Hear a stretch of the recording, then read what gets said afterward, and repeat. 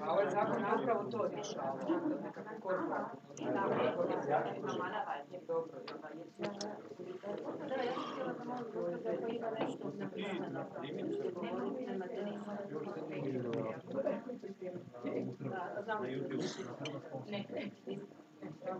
Što? YouTube kanal nije Engleski je. engleski je pušten, hrvatski nije. Znači, ti samo prati, ako je sve na hrvatskom cijelo vrijeme, sve razumiješ sve, ako ne, odmah mi javi. Ja ih da vidimo što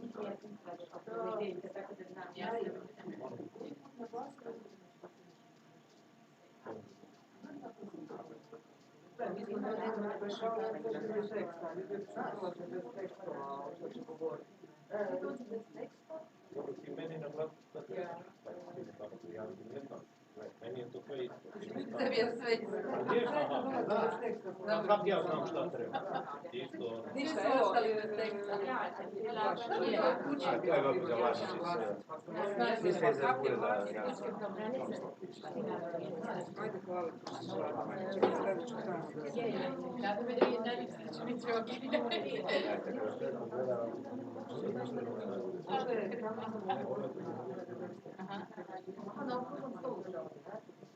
Kad hoće da vidi slagati, ali samo to je nešto što oni vi stavite stol.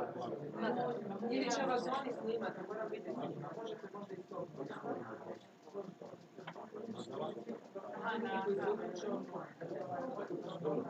Tebi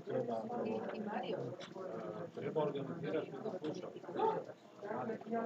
Sad ću pitat na znaju, sad ću pitat što treba. Ono nešto sa... Da, ja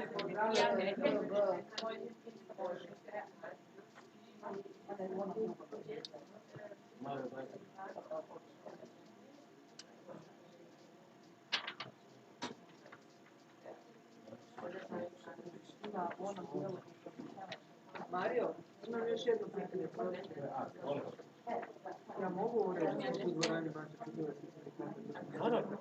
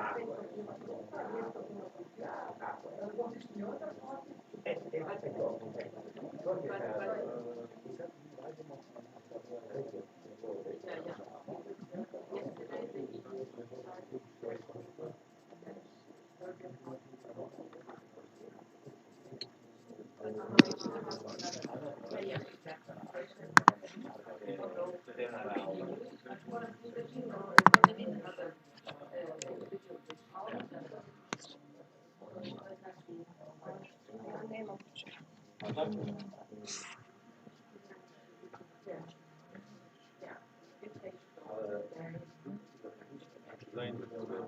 Aha, to je na Instagramu. Izvolite, imaš Hrvatsko.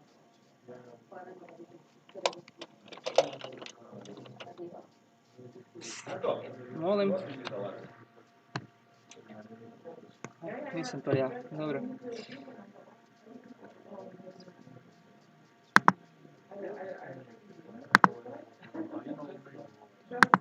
Mailu imaš tu.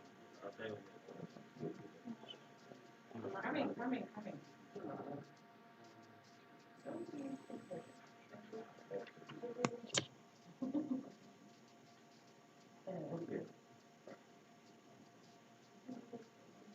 Uključili možda ove što su rekli 9.45, da ćemo ranije. Ne znam kako ste rekli. On, Stefan Dobro. i imamo iz iz Makedonije, Marija ili Jasmina. A očekujemo tu europsku parlamentarku Agnes Jongerius.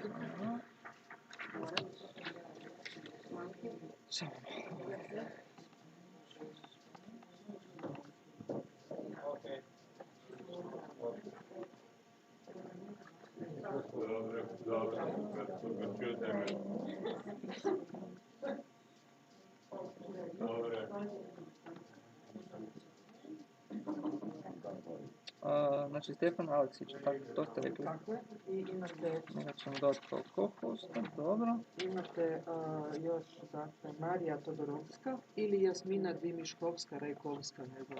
Rekli su oba dvije. Dobro, ništa, niko od njih se ne spojio, tako da... Možda. I moguće da će se možda isto prijaviti točno na vrijeme, a to je europska parlamentarka Europskog parlamenta Agnes Jongerius. Ona nam je važna. Ok.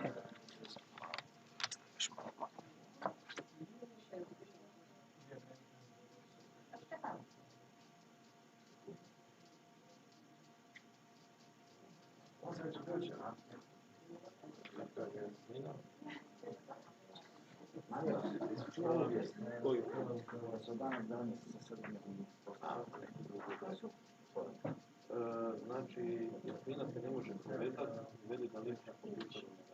Neka prvo preko mobitela. Da je bio šta trener da je tehnički Molim?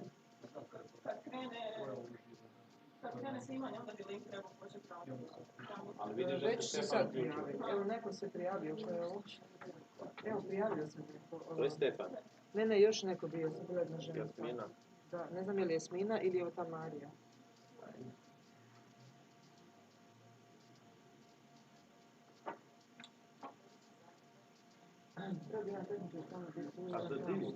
Evo, ko je ovo? Dođi vidi. To je... Marija Todorovska, evo, Esmeralda. Ovo je tetka Tona, a to je Albanka. Pa, to je Albanka. Marija, jel me čuješ? Ajde, Ja to neću pustiti, hoće da tu. sam ja moderator i se ja držim na kontrolu. Izvolite, molim vas, vidite. Ima vaše mjesto je pravo.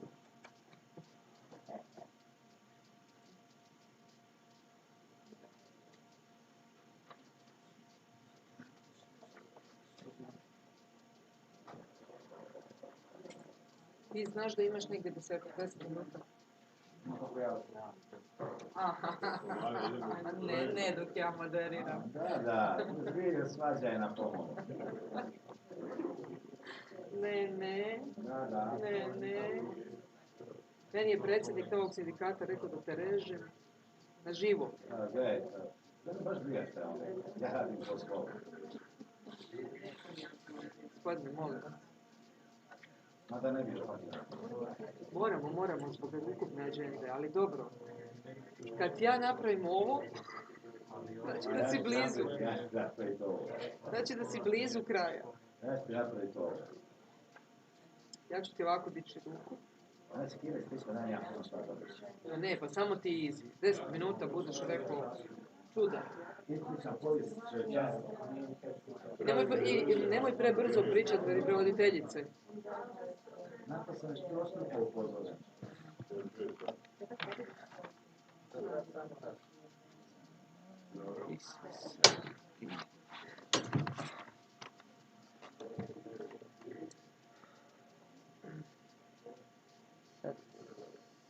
Ćemo da dati da radi ili nećemo da radi. Marija će biti ova Todorovska, ona će biti...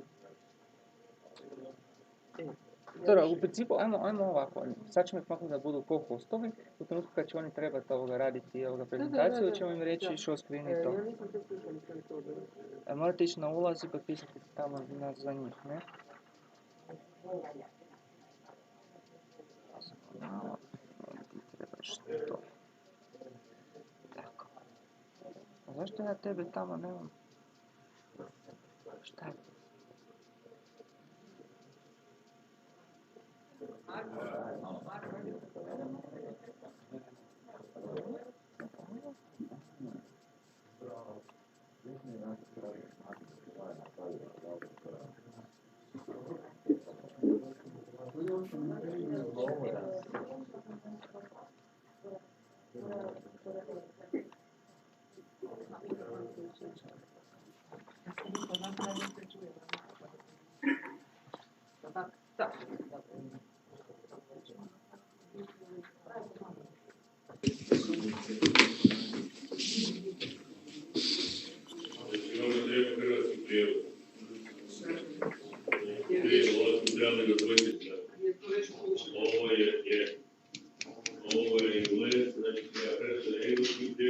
Čujemo se?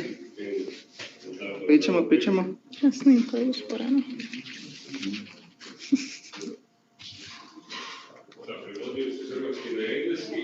Čuje se.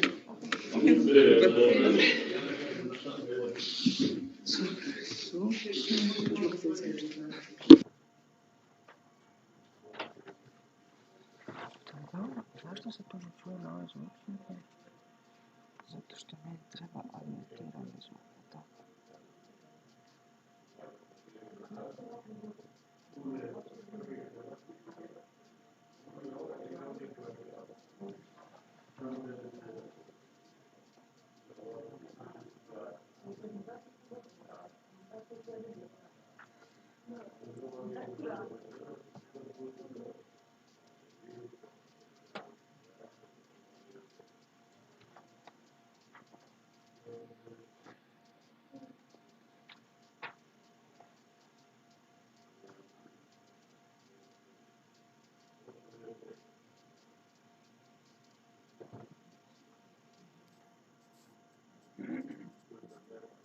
Good morning, everyone. Hi, Bagel. Hi, Esmeralda. Hi, Begon. It's Hi. Maria. Maria. Yeah. Hi, Stefan. You seems blue.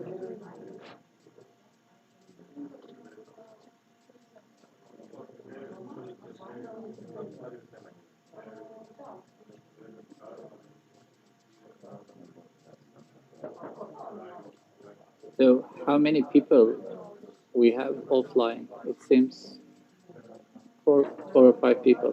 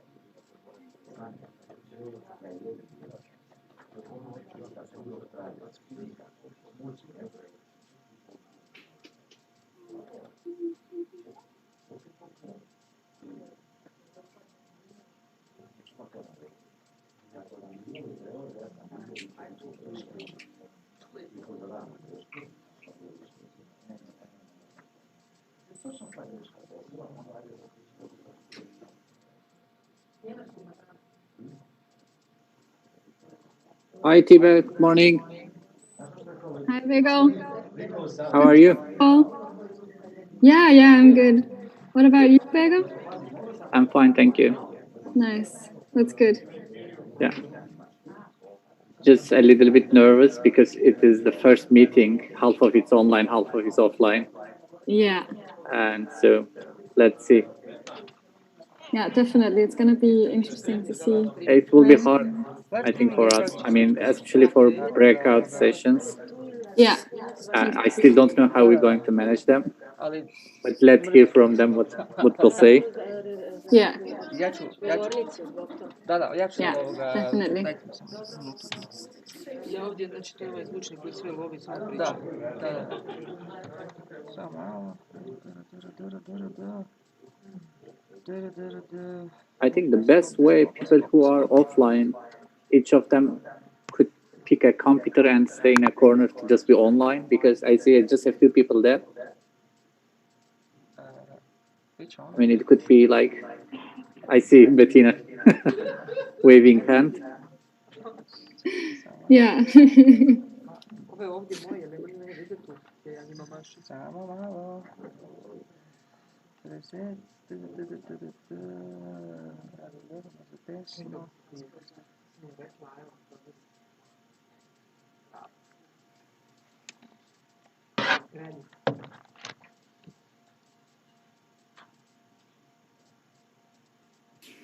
I see Frida. Frida! Hey, Frida.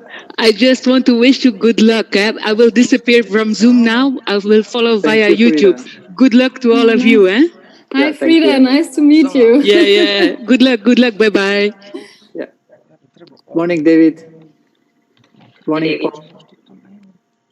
Morning, Biko. Esmeralda. Sorry, mute microphone. Good morning. How are you? Fine.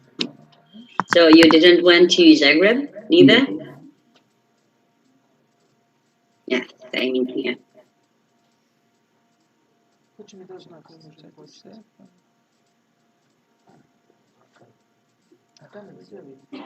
Tamo je sve vidi.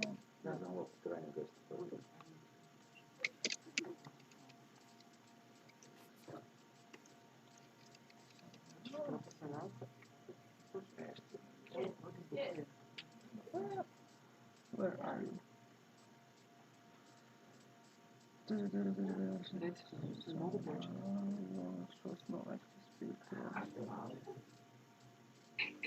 I'm waiting for signs. Please. Papa from technic side. Samo da ih vidim.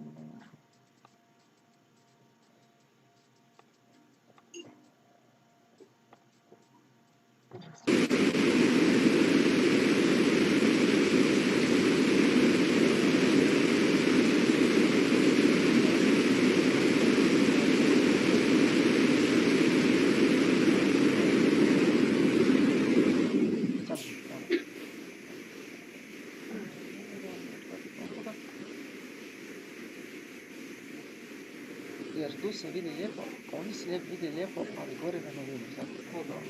Daj dođi malo to već. Ali ja tu ne vidim koristim. Vidim na projektoru normalno, ali tu na ekranu ne vidim dobro. Na ekranu na laptopu vidim dobro, ali ne vidim na projektoru. Ne znam.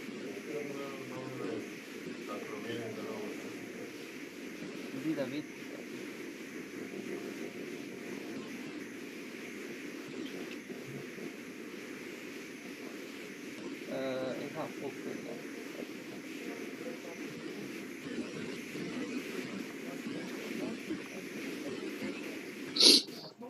Konačno i ja sam se uspjela priključiti. Evo, čekaj sam da makneš participant, tako da mi ja vratno imam to.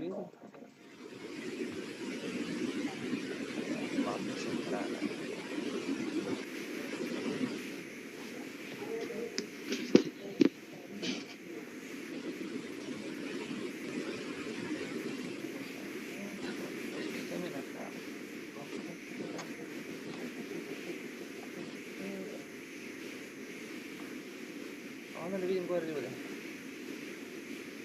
Ali vidim tu...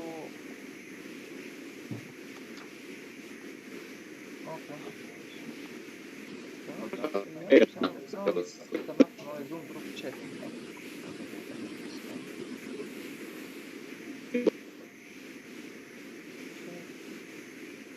Evo ga, dobro.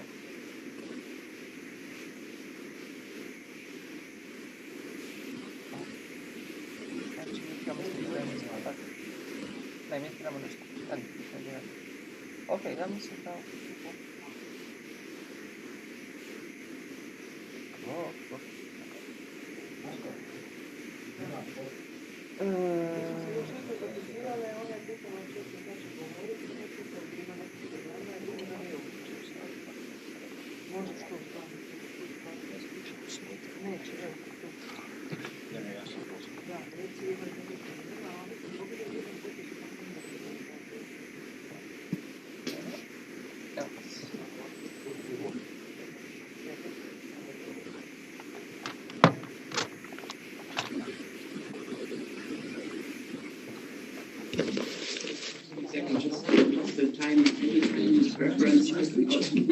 Možemo prvo.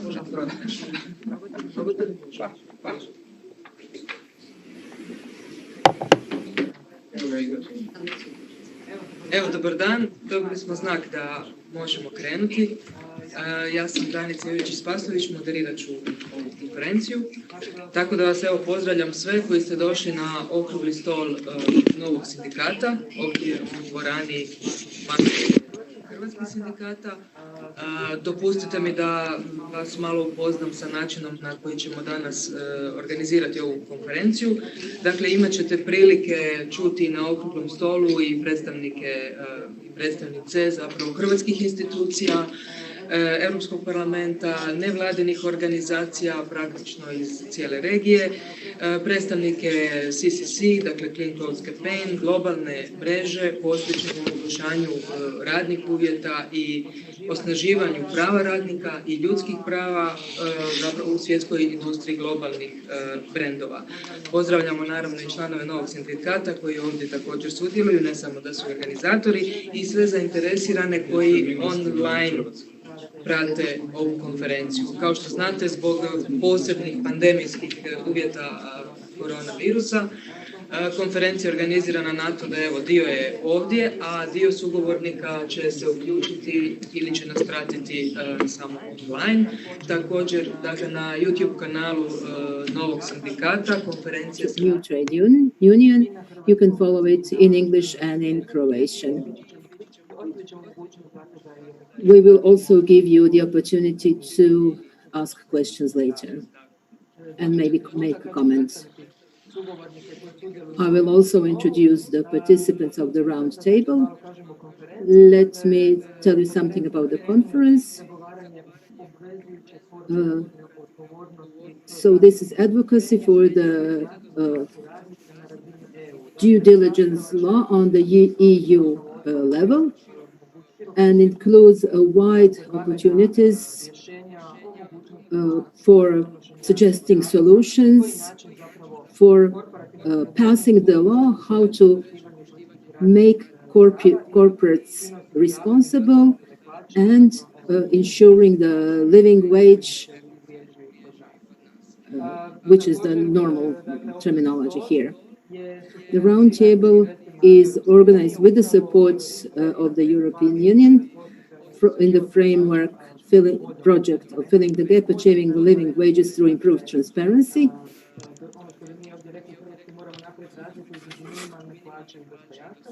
What we have to make a difference between the minimum wage and the living wage.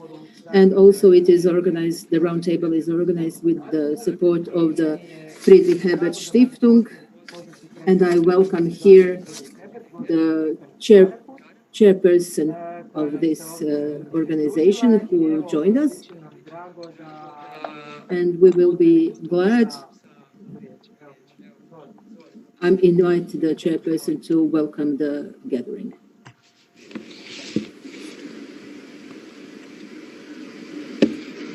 Thank you very much, Danica. Thank you, everybody who is here and has contributed in organizing this conference today. And I am very happy that the Friedrich Ebert Stiftung is partners in this endeavor of this conference, but also in this study that will be presented later on. And I am also happy that the Friedrich Ebert Stiftung is a partner all over globally of the Clean Clothes campaign. And I'm very happy that Bettina from the German branch has been able to join us, as well as other representatives from other countries. And also, of course, I would also very much like to welcome all those interlocutors and listeners that will be joining our debates today via Zoom. I think we live in very special times, and so we can still be very, very happy to be able to have this offline event together with the online. In Corona times, this is not the normal thing to have. We hope that things will get better and debates can be conducted in presence more often than we had in the last couple of months. But let me say also one additional thing with regard to Corona, and I do believe that this has some relevance to the topics that we will be discussing today, which is corporate responsibility due diligence law, which FAS supports very much with its network of more than 100 offices worldwide, and also with the headquarters in Germany. As we have seen in all our countries during the last couple of months, how much we all depend from each other. The companies depend on the state depends on its citizens, and citizens as workers also depend on their companies. So in a way, we are talking about corporate responsibility vis-à-vis the workers that are the most important resource for companies. And when companies go into difficulties, like we have seen in Corona times, it is the state and the people that carry the states, its citizens, that support and bail out companies. So we can ask of those companies that are bailed out when they are in problems also to give back to their workers in terms of decent pay and responsibility for a living wage. And also with regard to the international solidarity, I have to say that in Germany at least, and I believe here in Croatia and in other countries, this is also true.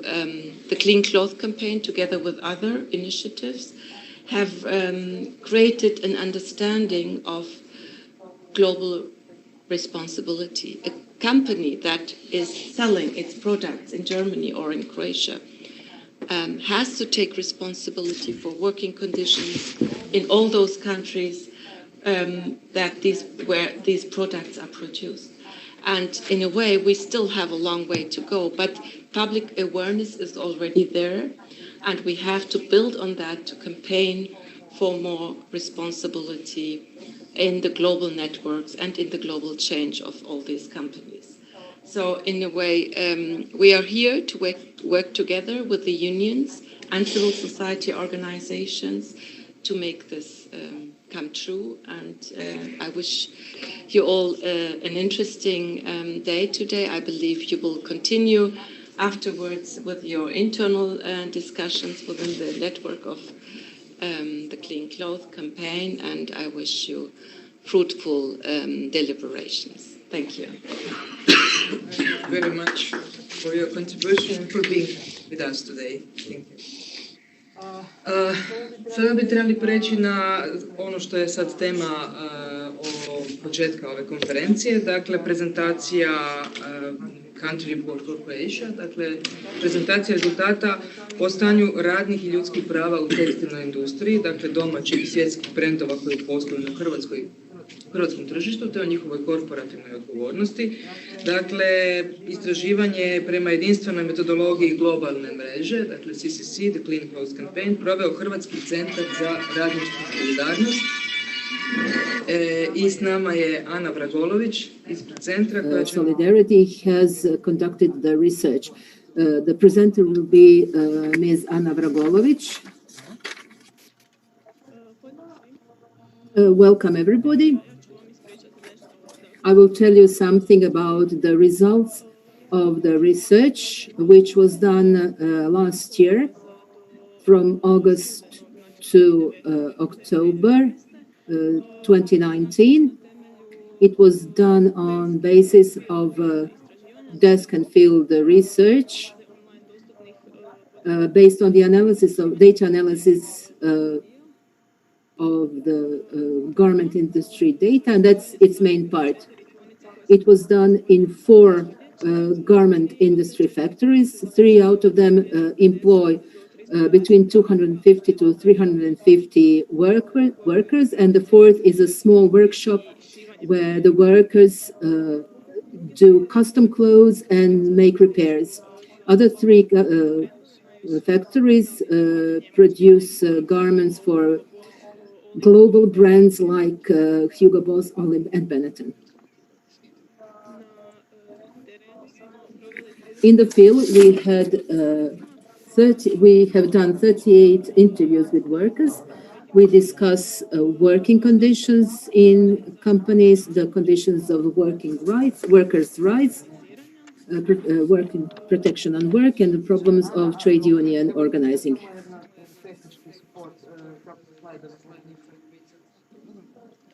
It's okay. On the video. So we have some technical details to solve, how to roll the slides on the main screen. So that's the pause.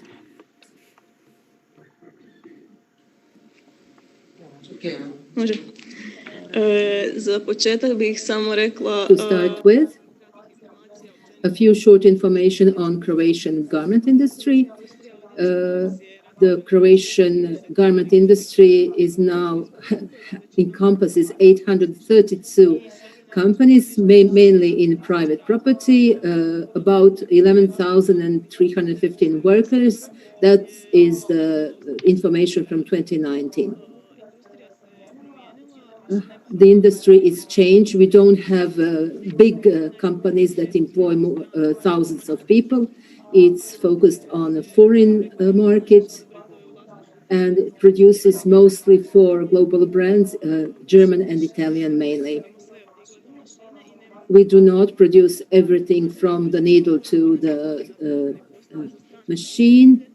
We do work for foreign companies, and it depends on the orders by the foreign companies, and that definitely reflects the prices that are paid to the companies and in turn to the workers. So we have the main export destination here on the strand. It's Italy, Portugal,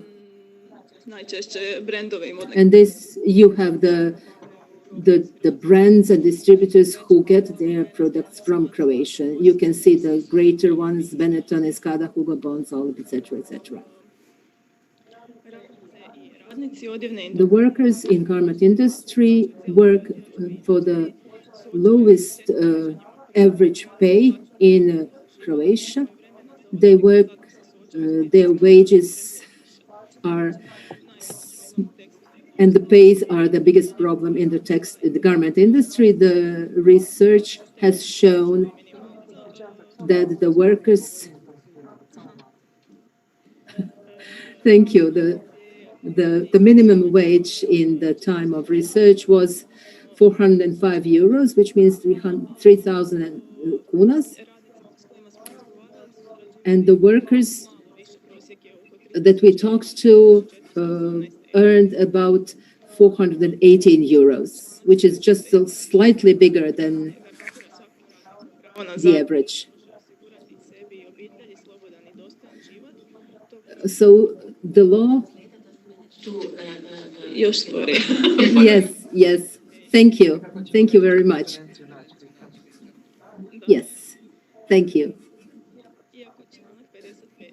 So the Article 55 of the Croatian Constitution guarantees to every worker the living wage that would ensure the free and the dignified life. The right is not observed in reality. Then the workers say that they cannot support their family on the wages themselves, and they depend on the help from their families, and they have to do additional works. They also do some repairs for their acquaintances, their relatives. They work some almost illegal jobs. They don't even know what the price of the tickets for a cinema is. They cannot afford going to a restaurant, and for several years have not traveled out of the place where they live.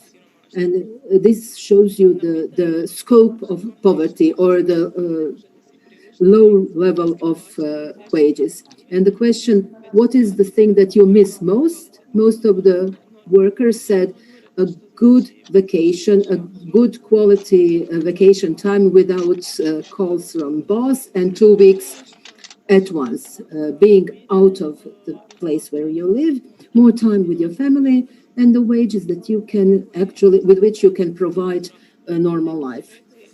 The workers also said that they have gone numb to the situation where they have nothing. So the pay is actually 35% of the living wage. This is what they get. The interviewed workers actually earn 3 times as less than they should to cover all the living expenses.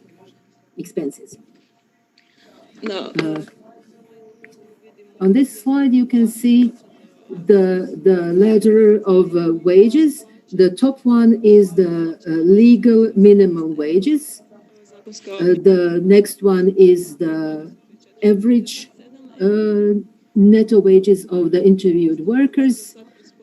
And the rest I will skip over. The last one would be the estimated lowest living wage according to the data that the workers told us.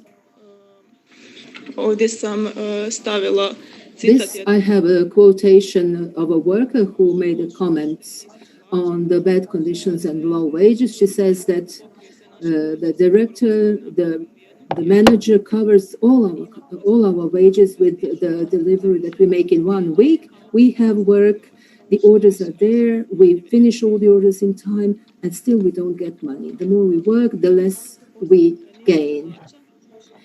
Besides the low wages, there are a number of problems in the garment industry. I have put some of the transgressions in workers' rights. These are related to the overtime work, travel expenses, other benefits, abusing of temporary contracts, taking away from the wages, not paying the wages during the medical leave. And regarding the overtime, during the research, we have found out that the interviewed workers have to work overtime. Part of them has to come and work on a Saturday or stay longer during the week, more than 15 minutes to 1 hour longer to complete the orders in time.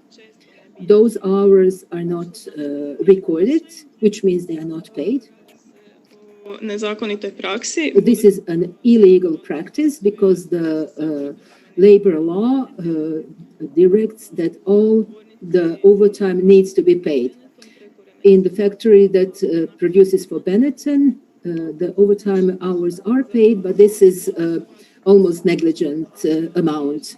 Hugo Boss does pay overtime, but records it as a bonus, not paid for overtime, which means that the employer can manipulate with the amount of money that he pays to the workers.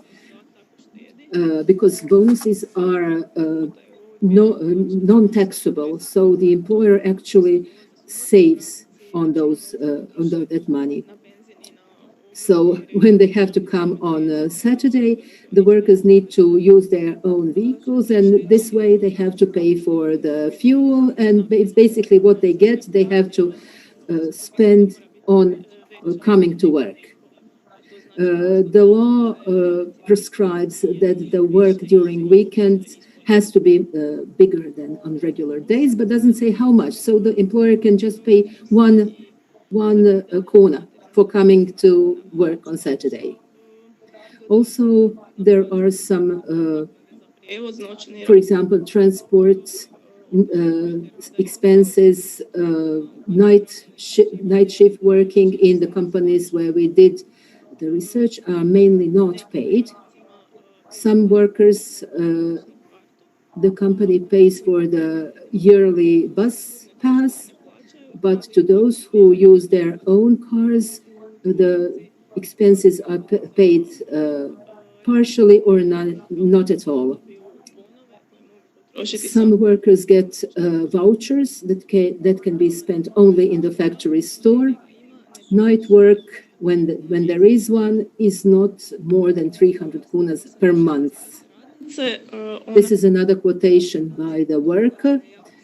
She said that working on Saturday is really badly paid. We get the vouchers, but we cannot use them because we can only buy shirts that we do not wear. There is 15 kilometers by car in one direction. One pay for that Saturday we spend on fuel and food. We don't know what is a Christmas or Easter bonus. We cannot cover basic costs with our pay. I don't know where to start. This is not norm work where you don't really step away from your desk. You just think about whether you will fulfill that norm or not. There's also some transgressions regarding the vacation time. The workers must have 20 days of leave in 1 year, and they have to have 2 weeks in one at once. This is very difficult for workers to realize because the employers make it difficult. If they have to go on a sick leave or a sick day for some examinations, the workers have to take paid leave because if they go on a sick leave, they will just get a small amount of pay, which is in not really according to the law. If the worker has been on a sick leave more than 15 days, the employer threatens to not pay the Christmas or Easter bonus. So this is why the workers do not take sick leave when they should, and they really work in endangering their health. Also, the employers call their workers during vacation or sick leave, asking them when they will come back, and basically they are disturbing them in their private life when they're on vacation. Also, the conditions in the factories are inadequate. During summer, there is dust, heat, not good air conditioning or even ventilation. People are prone to hurt themselves, cuts. The toilet paper is scarce, or soap is not available in good quantities. The toilets are not cleaned regularly. In some of the factories, the workers had to pour water into the toilet because it was not working properly. Sometimes also the roof was leaking, and also water is not working. They had to wash their hands in buckets. And this is one quotation of one of the workers, where the worker says, I'm not happy with the working conditions. We don't have windows. The door is 50 meters away. It's stuffy. Everything is full of, is damp and dusty. The toilets are dirty and not adequate. Of course, this all has consequences of physical and psyche of the workers. The back pains, irritations of eyes and bronchitis are just a few of the health issues that the workers face. They also face an enormous stress, pressure to work faster, and they have to face insults and offenses where the employers call them lazy and not worthy. We also found a case of punishing the worker by forbidding them to enter the factory before the working time. So a factory that produces for Hugo Boss somewhere during the process of sending the order, one code went missing, and the manager has assumed that one of the workers has stolen the code, and she decided to punish all the workers by banning them to enter the factory until 5 minutes before the starting the working day, and banning them from the factory restaurant. Some of them, due to transportation, come 35 to 40 minutes earlier, and they had to wait in front of the doors in some stark conditions until the doors were open. Besides the working conditions, we also talked with the workers about the problems of union organizations. Out of 38 workers, 20 are members of the trade union. In one company, were not happy with the trade union and said that the trade union is fighting for themselves and have no interest in workers' rights. They don't even visit them to the factory to see how they are. In the other factory, they were pleased with the trade union because it has managed to win a in court that they have overtime they are paid. Workers are not really informed about their rights, and they don't perceive a collective contract as something that is worth fighting for. Also, distrust among the workers themselves is something that makes things difficult. The question is how to improve their working conditions. The workers said that the first thing is to increase the wages because, in their opinion, there is money for that. One worker said that the brand and the company should join and pay at least 5,000 kunas per month. We have deliveries every week. There is money, just not for the workers.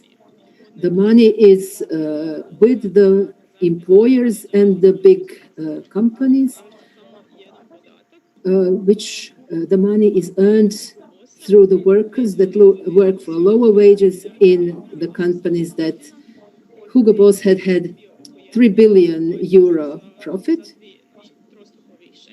and it has increased 3 times in the late 3 years, I think. But the pays for the workers has always been just minimal wages. And to finish, I will also quote one worker who said that they need to organize themselves and fight for better conditions. They treat us as worthless and useless, but we are the ones who produce.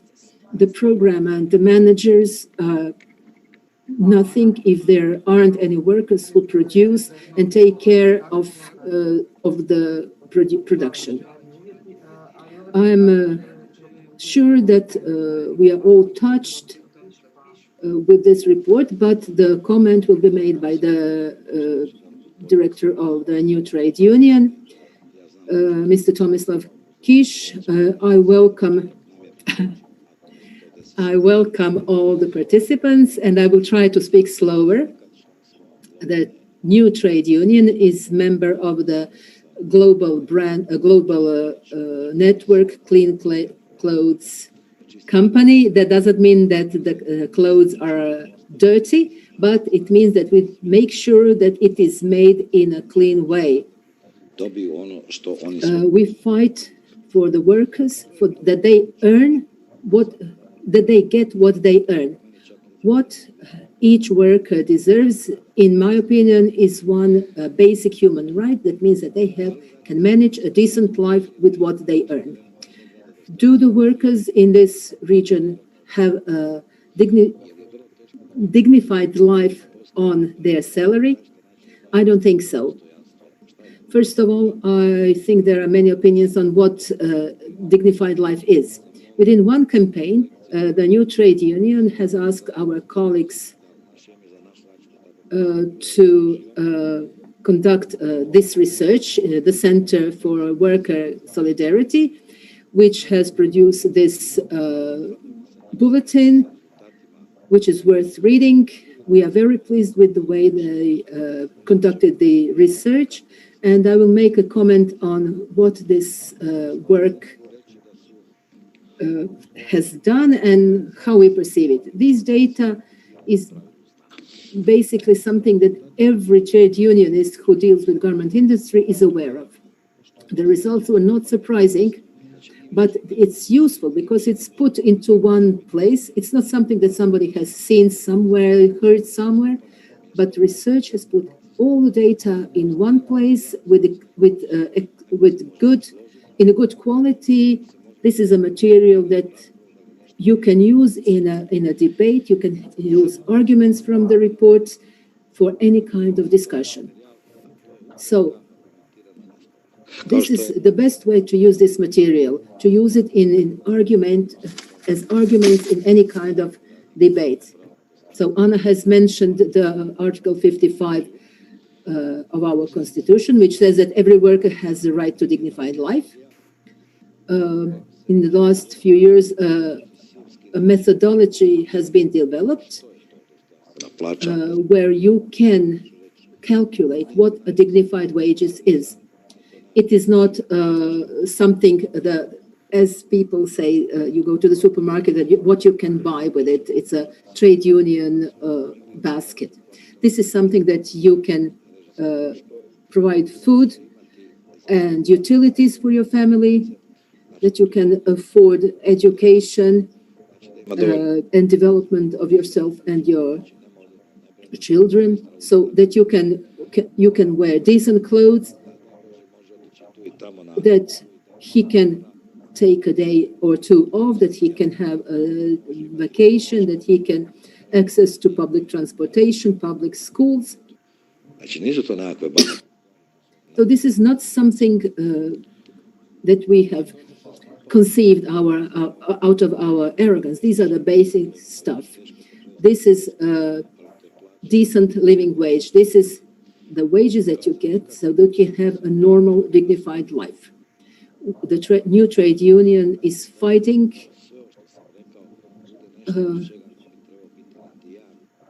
we are fighting that no worker in Croatia, however simple the work is, needs to have this decent wages.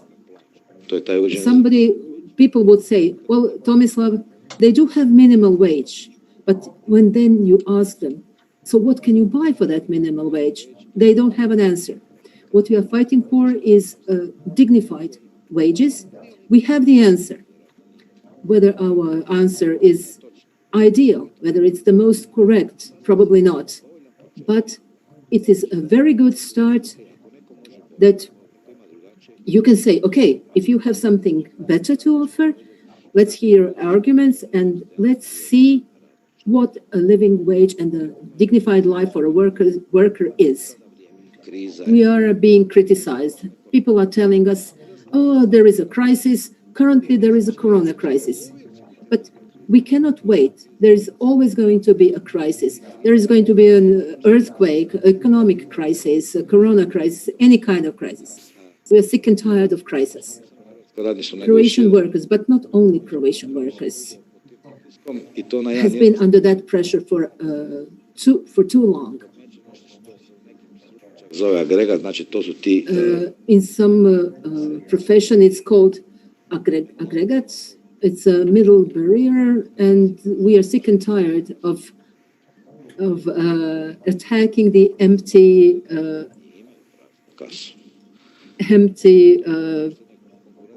safe.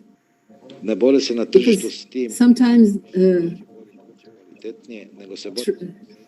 sometimes trade unions are fighting for, or people are not fighting for who will do better, who will do more, who will hire, but just who will produce for cheaper money.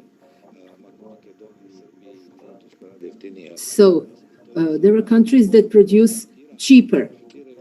So there are countries who produce for cheaper money, and who makes the profit out of the brands, Hugo Boss, Zara, etc. the smaller the workers' wages here, they get the bigger profits. If the price of a garment per one piece would be 50 cents more, the worker in Croatia would have a decent living wage, and he would have an opportunity to have a decent life.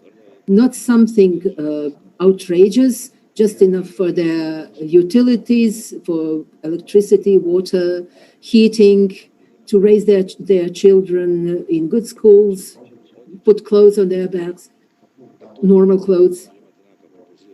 So have a vacation. And you can see, it has been said in the research that people do not know how a cinema ticket costs. Okay, there are people who are rich and don't know that price, but for another reason, because they don't care. But these people don't know this because they don't go to cinemas and they cannot afford the ticket.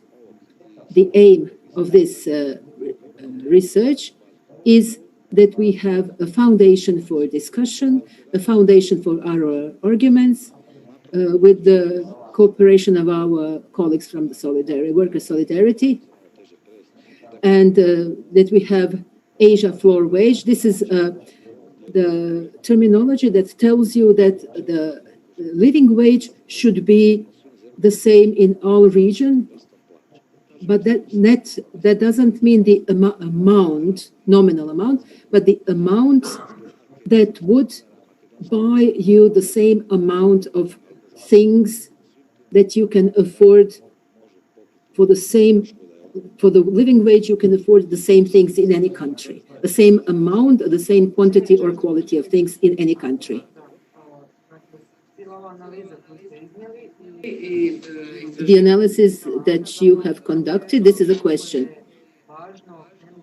And so all this shows you how important it is to go into a fight for the legal regulation of this topic.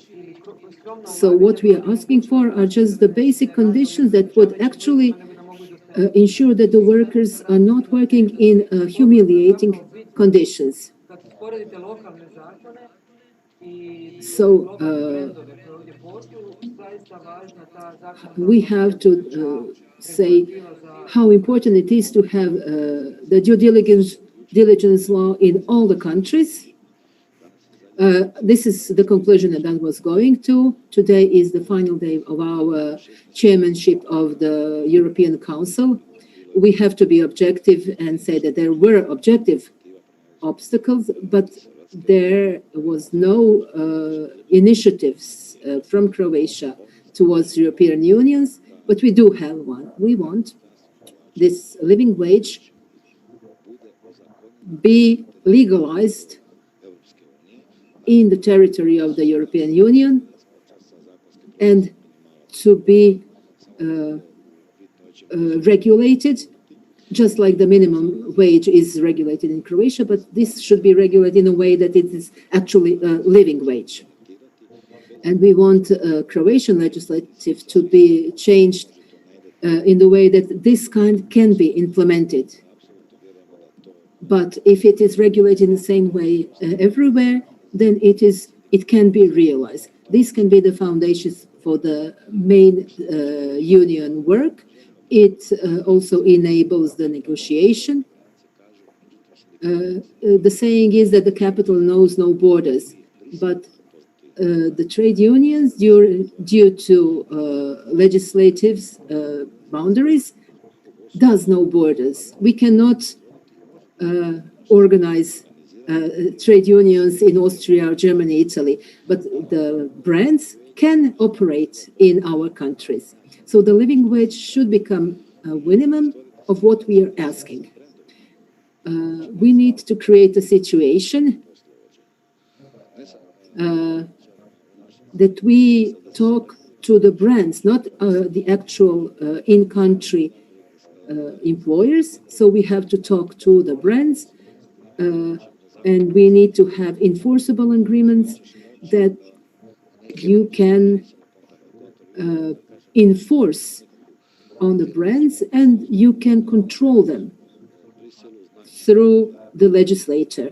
We want the workers, if they work in the factory that produces for Benetton, we want to enable that worker to go to court in Italy or wherever the brand is situated in.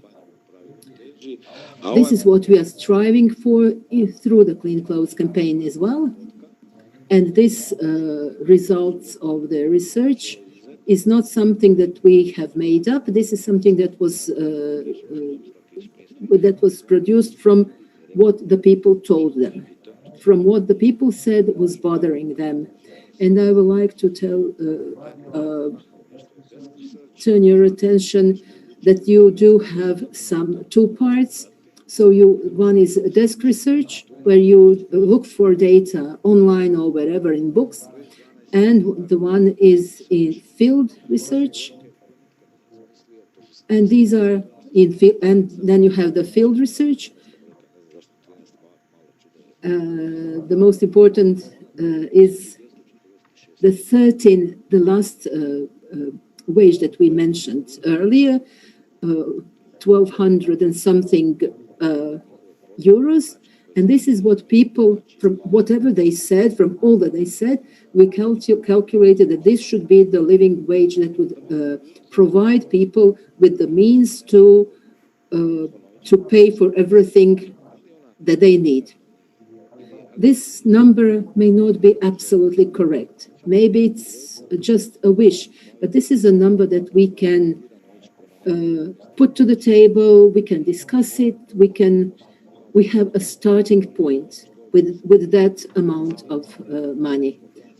When I was a kid, my mom would always tell me, when you have a big knot, you should always find the end and start from that and try to unravel the knot. And this is what I had to say. Thank you, Anna. Thank you to Luka, who was working him, and thank you to the Croatian Center for Worker Solidarity for their good work. If there are questions, please do. So I like the fact that we now have a starting point. We have an amount of money that we can start for. We have time for comments or questions from people in the hall, in the conference hall, or online, if you want to comment or ask questions. This report for Croatia.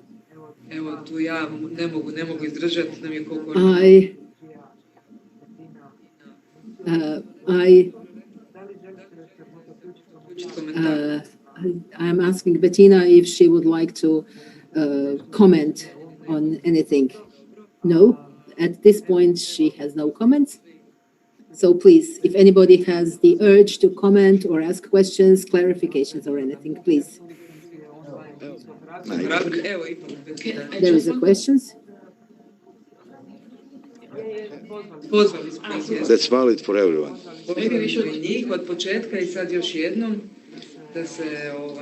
Okay, we did invite all the participants. Most of them are familiar with their own national reports, so it's difficult to comment on Croatian report, but maybe some general comments on the work conditions, or maybe even transgressions in the field of human rights, maybe to compare something, the conditions in Croatia and the conditions in other countries.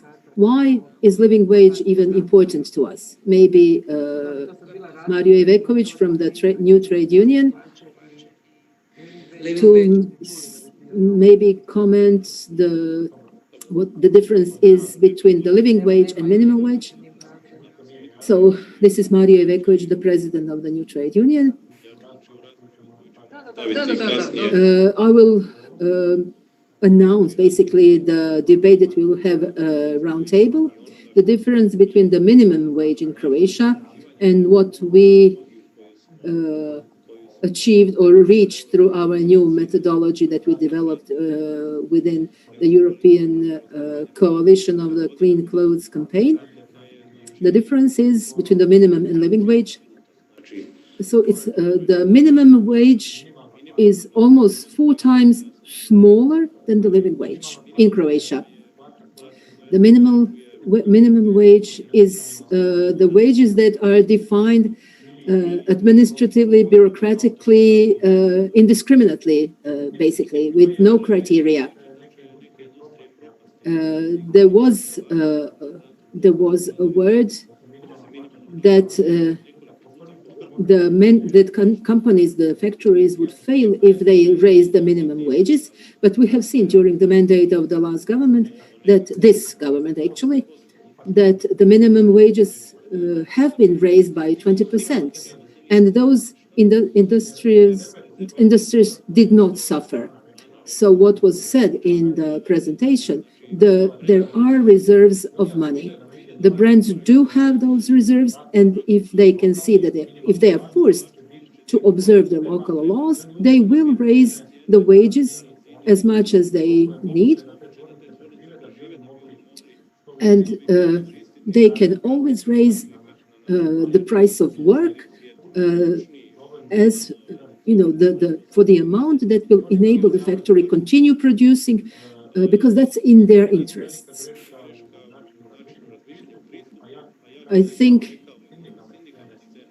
that there is error in the way of thinking in the trade union, way of thinking of trade unions.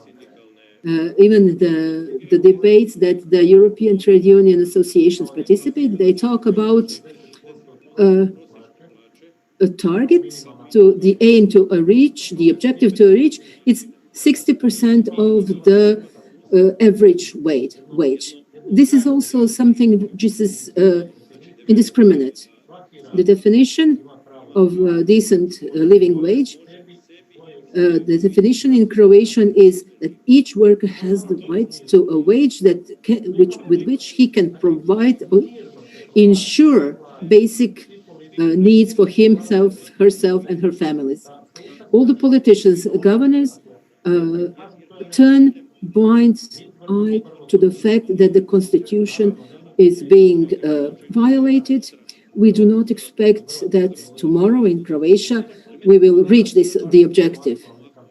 But I'm surprised that we have this elections, we have the campaign, and now the politicians are competing who will offer the biggest minimum wages.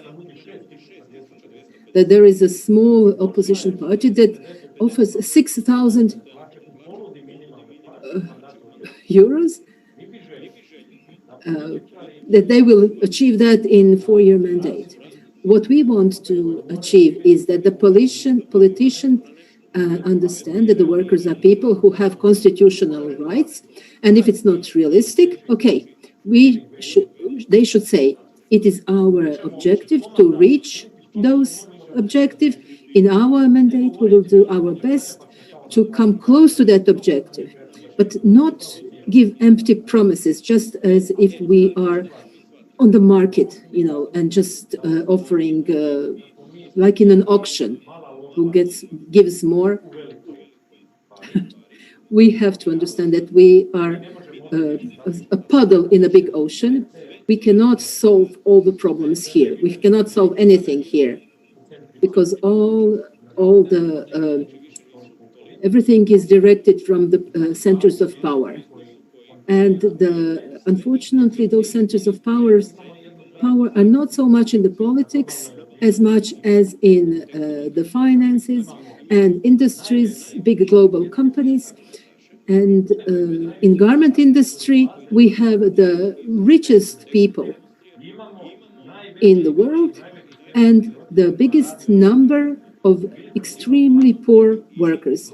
They work for minimum wage, and in numerous countries, in numerous cases, below minimum wage. They are not even registered, and they work in deploring conditions. This is the situation that we have to face. I would like to invite those who follow us online to feel free. Just don't forget to unmute yourselves when you want to work.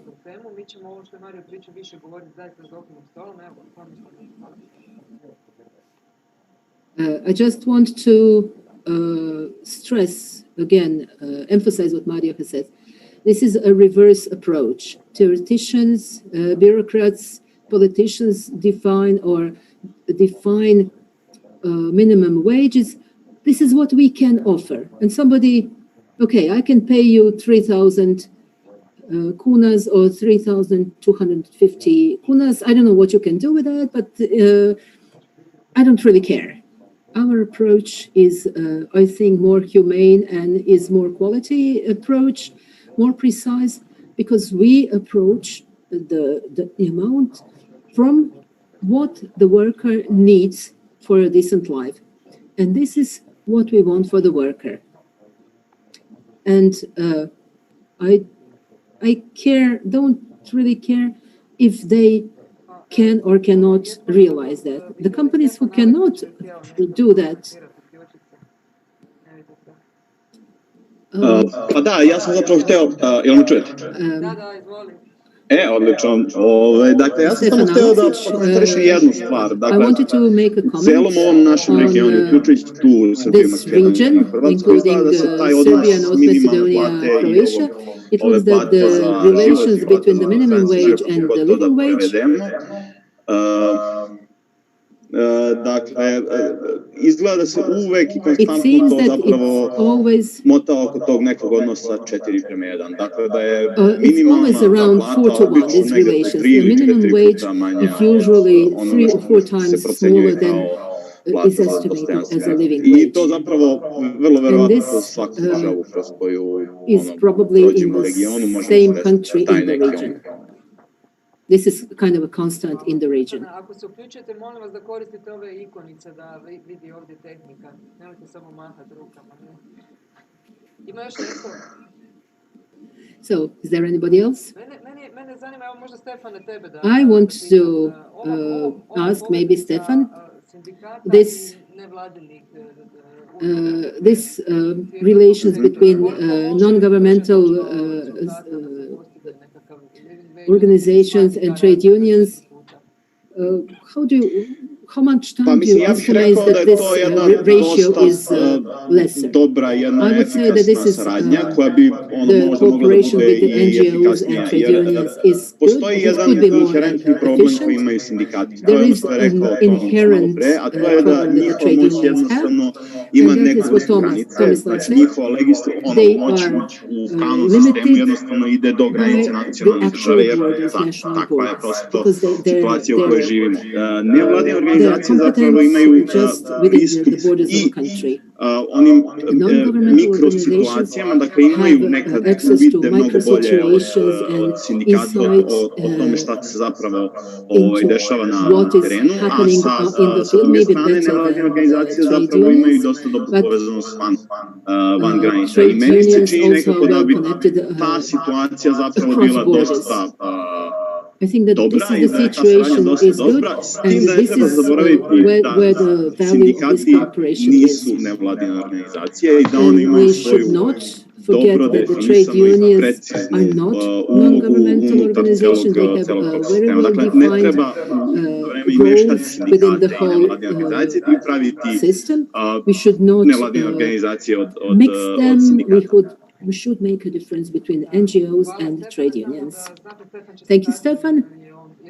Stefan will be part of the round table, and we will make more comments later. Does anybody else want to add a comment? We still have a few minutes, 1 minute to the break.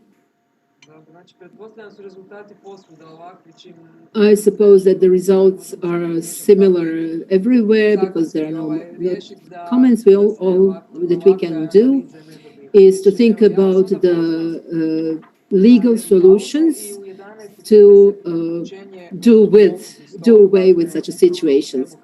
I invite you to join the roundtable after the break and to start reaching a joint solution. The roundtable starts at 11:30. We also expect the inclusion of European parliamentarian. Agnes, you all have the name.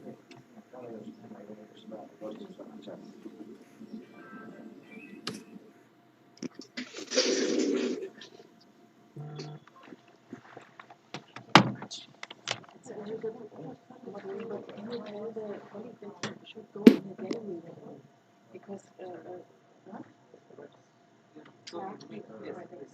Yes, yes, yes, yes. Give him a prize immediately. Yeah. Can you go on daily? Because then you can see everybody who is online also following. That would be great. And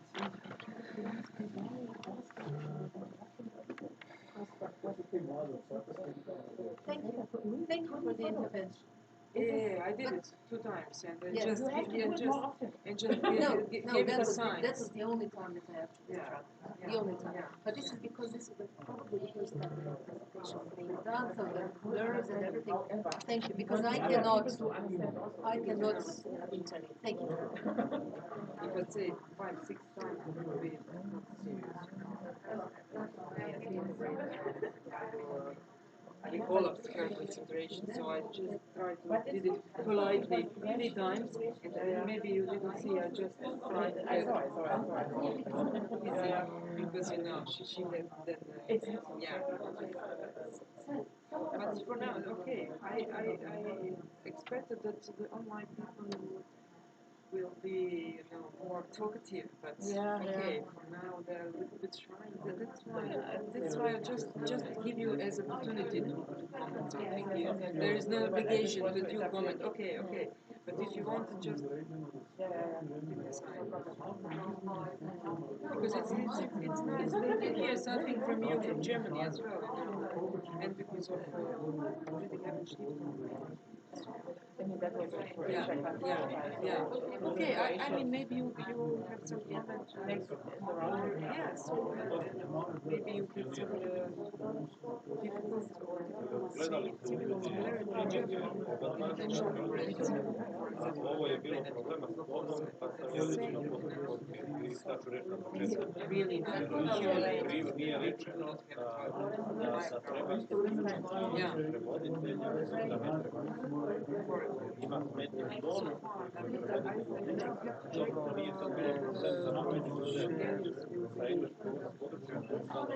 received the confirmation in the morning as well, but I expected that she will be before the meeting.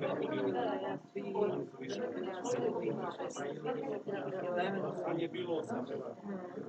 Maybe we finished about 1 p.m., but it did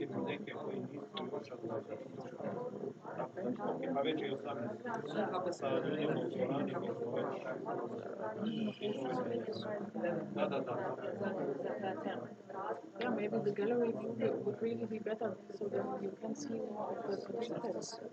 This is the gallery view, right? But we don't see anybody. Oh. But if you go on a gallery view, but it's funny that now on this You can right click. okay, so there's the click button. No, nothing. Just. Or maybe everybody went. I don't think so. Yeah. Okay. Anyway.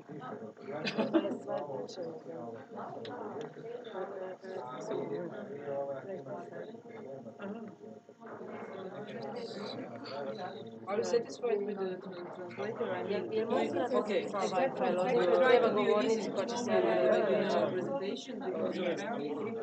Yeah, sometimes the translator I couldn't follow what Atta. Yeah, Atta was very fast in the beginning. What Atta explained about the Feel free to help me anytime. Thank you. Imate pisano razliku. Aha, ide ovdje. Mreža Vargas. I S kao. Gdje ona Aha, slika? nešto propozna, samo malo desno. Da njoj mogu dati. S, I, N, D, I. Zarez. 1, 6,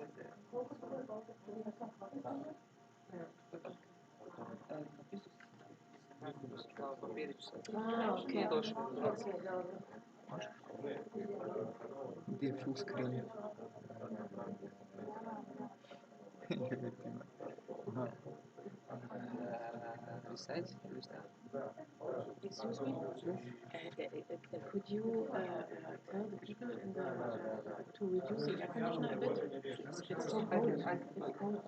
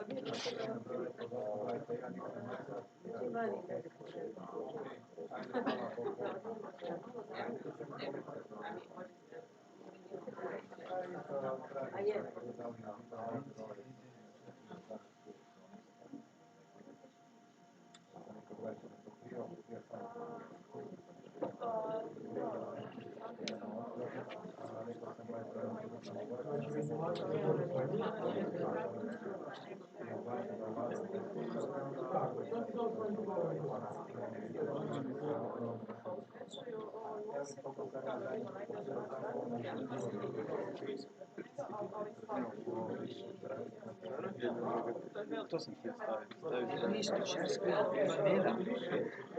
Ne da, crni krak, plavi krak.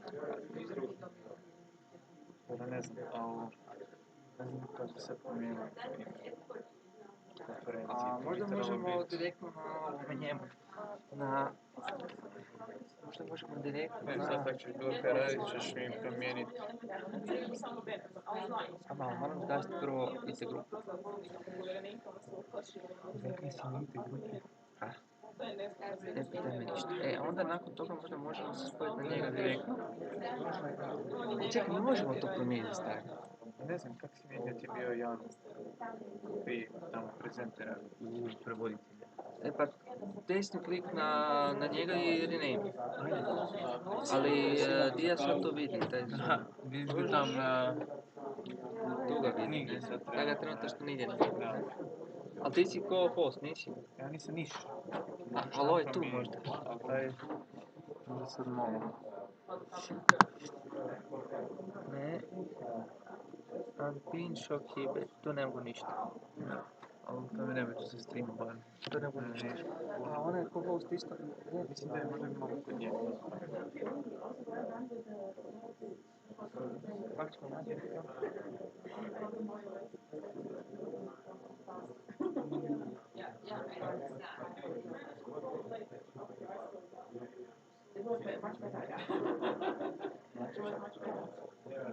Onda vidim se.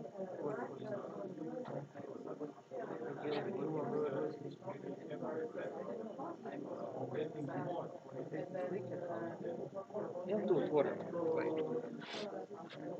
Daj mi jedan, sam da vidiš što želiš. Nema.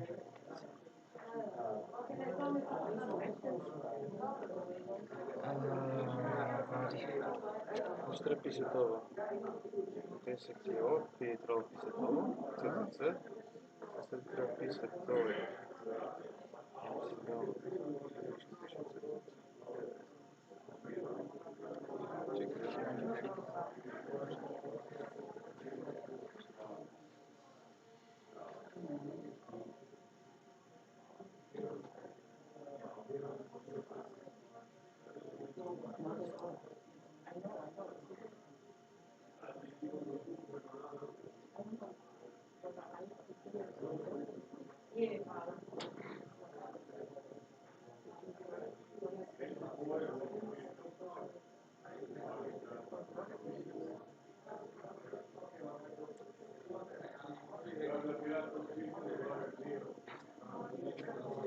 Tu, reci.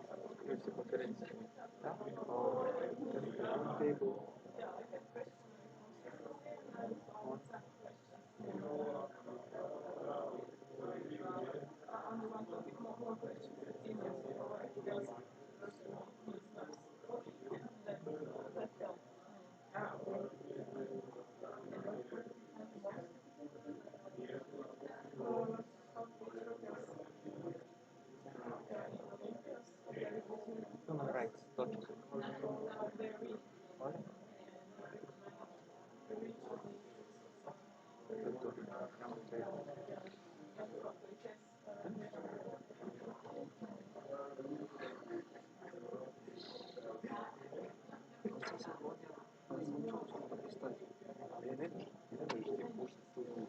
će biti puš. Ti slušaš ove, ako se sad onaj kad se javio, se čuo.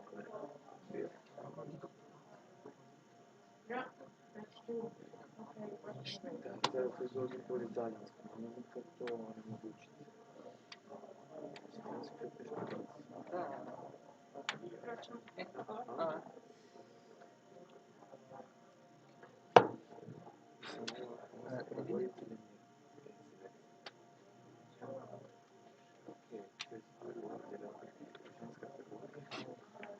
Kužiš da ti ne nije.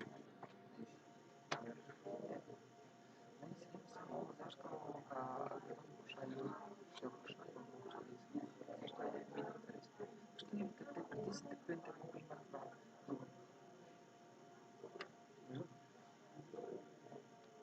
mogu da ih vidim tu svoje strane. Kad bi trebao biti špeću. Zastimate ga tu. Nema sudio da umiče. Koliko ostaje. Onda zapravo da sudio. Ne znam, više strane. Nemaš ti više strane. Samo ne vidi komisije. Tu se vidi rejting. A znači sve treba vidjeti da... Ajde, sad još spoji si daš na taj meeting. Još na mobitel. Ajde.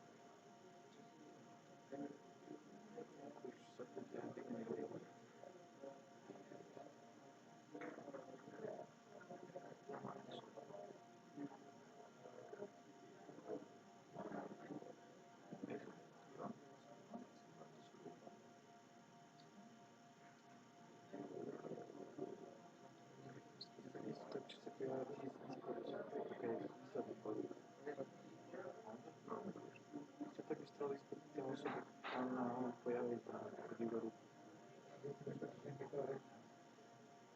Da.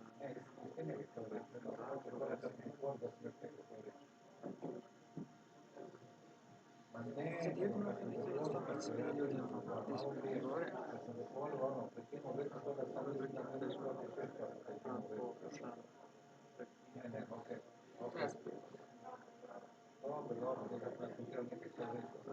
Kaj bi htio? To vidi svi ljudi. Neko vidi se 3-4 čovjeka iz tebe sa desna. Maja!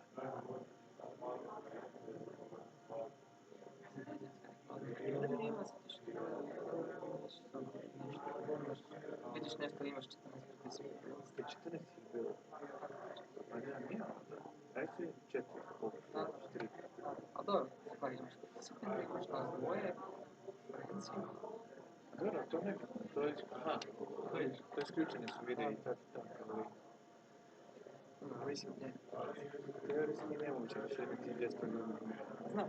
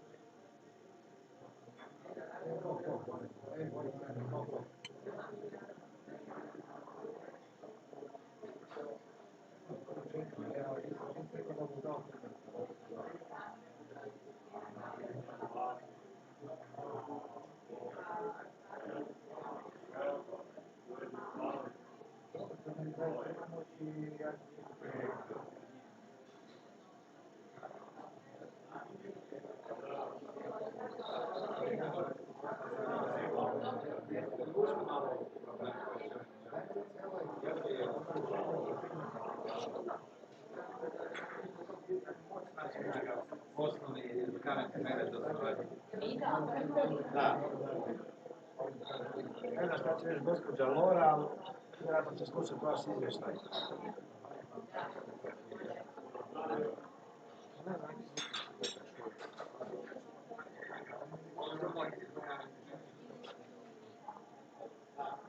Imaš mutiran. To nije. Ona je mutirana isto, možda ovaj nije mutiran. A ovaj treba imati zvuk. Pa ne, mutano je sve. Da mi reci. Ovo je stari poziv, možete to maknuti. Sad promijenili su nešto, nema Bojane. Onda stavite vratimo nešto video drugo, samo. Stavite nešto drugo jer su drugi su Onda krivi. Nema veze, nego stavite nešto jer se vidi slika šta je. Znaš. Svakako pazite na ovu agresiju i probajte ovo što su rekli da se vidi što više nekih sugovornika, ovih koji govoriš, nekih. I ja ću sad reći, nekad, dakle, meni to njihovo mahanje ručicom ništa, neko popravlja kosu, ja mislim da ima tikove, mislim, neka... Ne, trebaju stavno right hand, da. Tako je, da. Možete vi dolje u chatu napisati svima. I onda se pojavi da... Imaš spotlight. Please raise hand if you wanna join. Ako želiš da bude desni klik, spotlight video. Onda je uvijek fokus na toj osobi, dok ti radi priča. Okneš, to možeš isključiti. Ne, kako se to zove? Raise hand. Ne, to nego... Push ili šta je ono, push the button, kako se zove taj ikona. Press the icon, to. Icon, vise, je li tako? Raise hand. Raise hands ili hand, množini ili množini? Šta god. Raise hand. If you want join with your comments or question. Thank you. Please press the icon raise hand if you want to join with your comment or question. Thank you. Može, ide. Enter.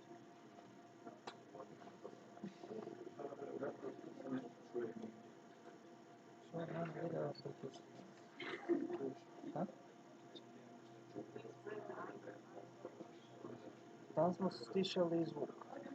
Možda je mikrofon još uključen. Treba slušati van. Dakle, vi se push the button. Aha, ovo je možda. A mi ovo je stišali, to je to. Ili? Kad ćemo desiti? Sad? Jel se sad čujemo? Čekaj, kasno desiti. Jel se sad čujemo?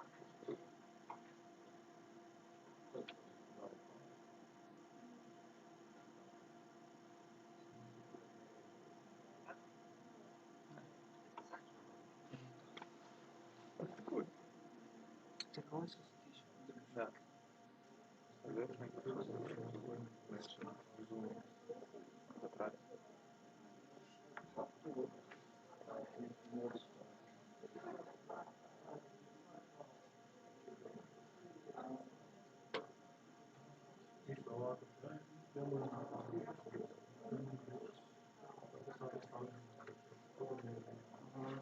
Vi ste na mobitelu probali možda u nekom trenutku upaliti nešto, Zoom ili nešto? Ništa, ne, uopće mobitel sviš, sad sam...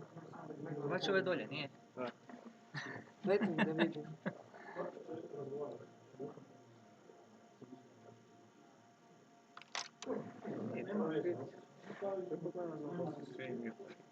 A kako mislite, moj mobitel je ugašen zvuk, sve? Ne, čisto da pitam. Ništa se nisam uključivala, samo sam uključila struju, samo mi dajte sad ću ga spremiti. Da mi ne ostane punjač. Dembel je konferencija. Znači još sat vremena otprilike, jel? U 11:30 počinje i u planu je najkasnije 13:30 završi okrugli stol. Da, možda završimo malo prije, ali moguće ako se raspričaju da ćemo duže tamo.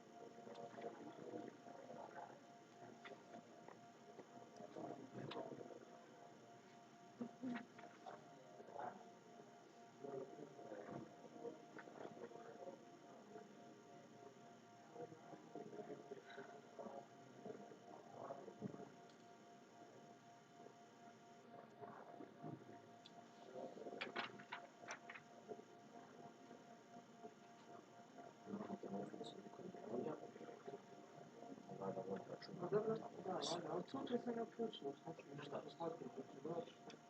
Poslali smo mail. A ima 5 mailova. Jutro sam još pitala koliko će govoriti, napisala se 10 minuta, neka kaže o najnovijem stanju pitanjevih inicijativa. Ona prva pričala. Ništa nije. Priče, da čekaj potvrdila, a ono mailu će biti full. Je imala pomoć, da ćete biti od 10 do 30. Biće kompletno. Dobro, okej. Ako ne, mislim biti ovo kad ti snima odradu.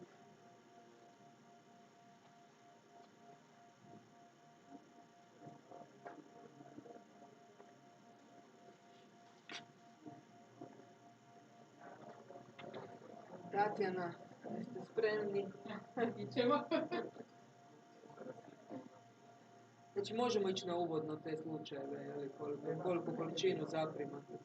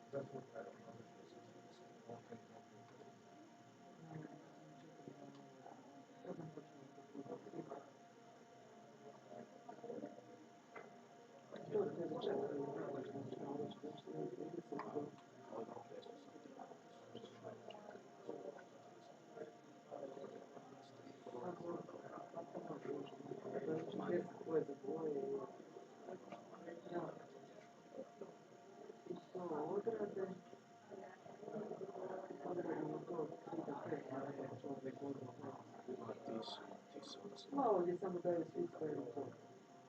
Ti si na dijelu kada imaju kontra.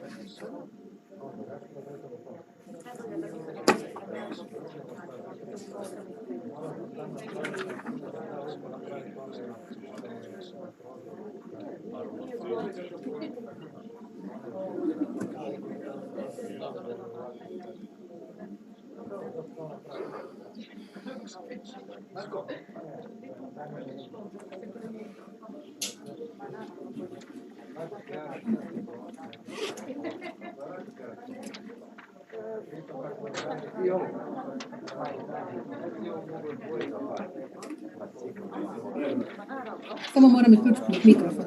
Samo moram mikrofon isključiti.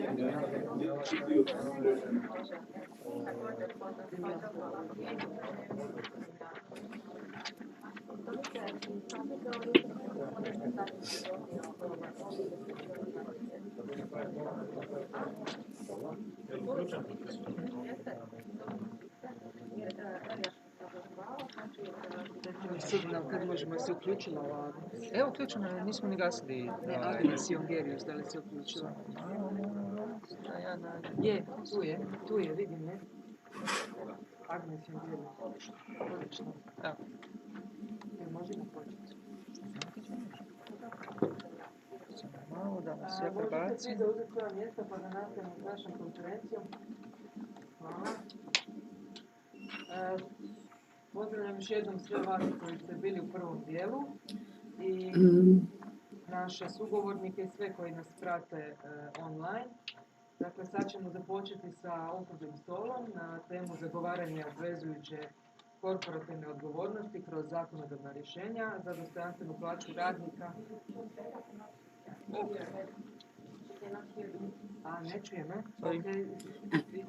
Okay, the problem is solved. I couldn't hear anything because the microphone in the hall was not turned on. Okay. I'm going to ask everybody to slow down when you speak because of me, frankly speaking, because I need to follow what you are saying to be able to produce everything. We are continuing with our with the round table about the how to achieve the living wages of the worker, promoting corporate responsibility, find the legislative solutions, find out what's happening on the EU level. I will present the people who will be in the debate participants.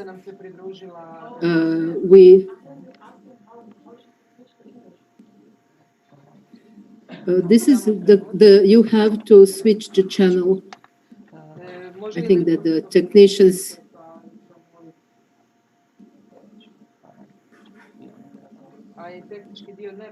My channel is on English. Interpretation. Hello, Agnes, do you hear us? Do you have English translation? Yeah, I can hear you. And I can also hear Agnes. Do you hear Croatian translation? I only hear Croatian, so I don't know what English is. My Excuse me. Moje je na engleskom. Oh, I see. Yeah. Okay. So can you hear the English translation now? Thank you for being with us. I will continue in Croatian. Can everybody hear English? We have the Agnes Jungerius, EU parliamentary member. She's also the social issues board member.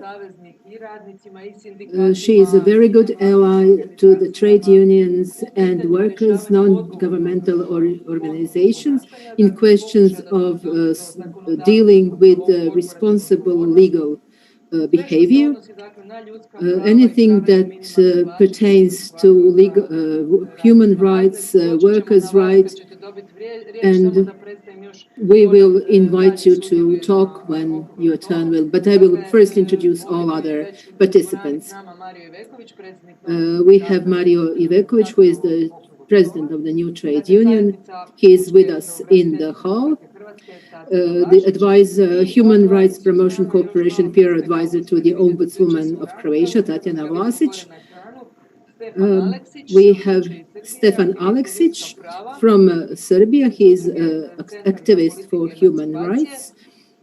From the Association for Emancipation, he is also a journalist, and we will probably profit from those experiences. And from North Macedonia, we have Maria Todorovsku and Jasmina Dimiškovska-Rajkovska, who are both from NGO La Strada from Skopje, North Macedonia. So is everybody plugged in? So they are activists from human rights in North Macedonia. I would like to check with our IT. Does Stefan, Mislim, ja čujem samo što isključujem kameru zato što mi se kompjuter pregreva od kamere, ali kad se budem uključio razgovor, ja ću uključiti. Stefan hears us, he only turns off the camera because it heats up the computer. Maria hears us, everybody is here. We will start with introductory addresses of everybody and hear your view of what we are talking about, so perspectives from Croatia, from the region, and from Brussels. Mario Ivekovic, as the representative of the organizer, will be giving the introductory address. We also already touched the issue of the living wage and why it is a problem in Croatia. But really, this difference between the big global industries and brands, not only fashion industry, but those who come into the region, we can see that the workers in their countries they do have living wages than workers in Croatia. So what are the arguments of the employers? We hear that we are talking about big profits and small wages, and we hear that they refuse a living wage that would assure a dignified life for workers, that we need to have legislative regulations, legal means to realize human rights. Thank you, Danica, for your question, but I will take the opportunity first as a host to welcome everybody who participates into the round table here in the conference hall, all online. I do apologize in advance for all potential technical problems.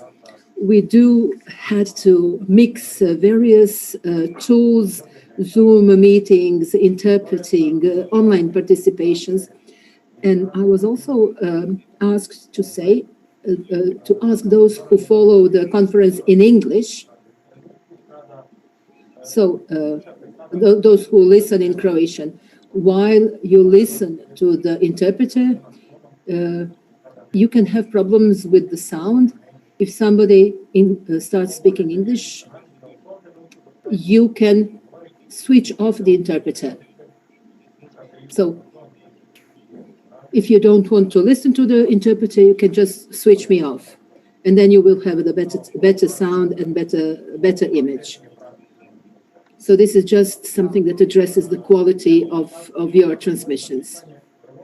I will try to answer the question that Danica asked. The question was, what are the arguments that we are dealing here with? What we are doing here is against what the capitalism is currently built up in the world.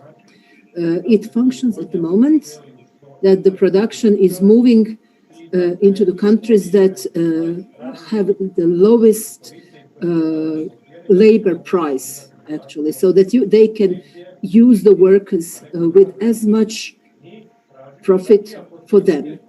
So they organize production somewhere else, in the other part of the world.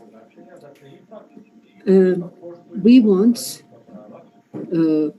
basic human rights to be observed wherever the production is taking place. In those countries, it doesn't matter where they are. It's okay for the companies to profit, but not as much as they do it now with abusing the workers' supply, because this is how the market is organized today. There is a great inequality between how much capital is in hands of a small group of people and the wages that the actual workers receive. We wanted to, for this roundtable, we wanted to use this final day of Croatia's chairmanship of the European Council. We wanted to talk more about an initiative that in the countries of European unions already exists and has existed for several years. There are several organizations that deal with the advocacy for such legislative solutions. We decided to join the coalition that works for, that advocates human rights mandatory due diligence law. In Croatian, it would be a law on corporate responsibility. That would actually describe the idea of the law and all those who advocate for that law. It says that we should bind European companies to observe human rights wherever they produce their final products. It's important to say that some Western European countries do not observe human rights, not even within European unions. For example, in Bulgaria and in Romania, or maybe even in Croatia.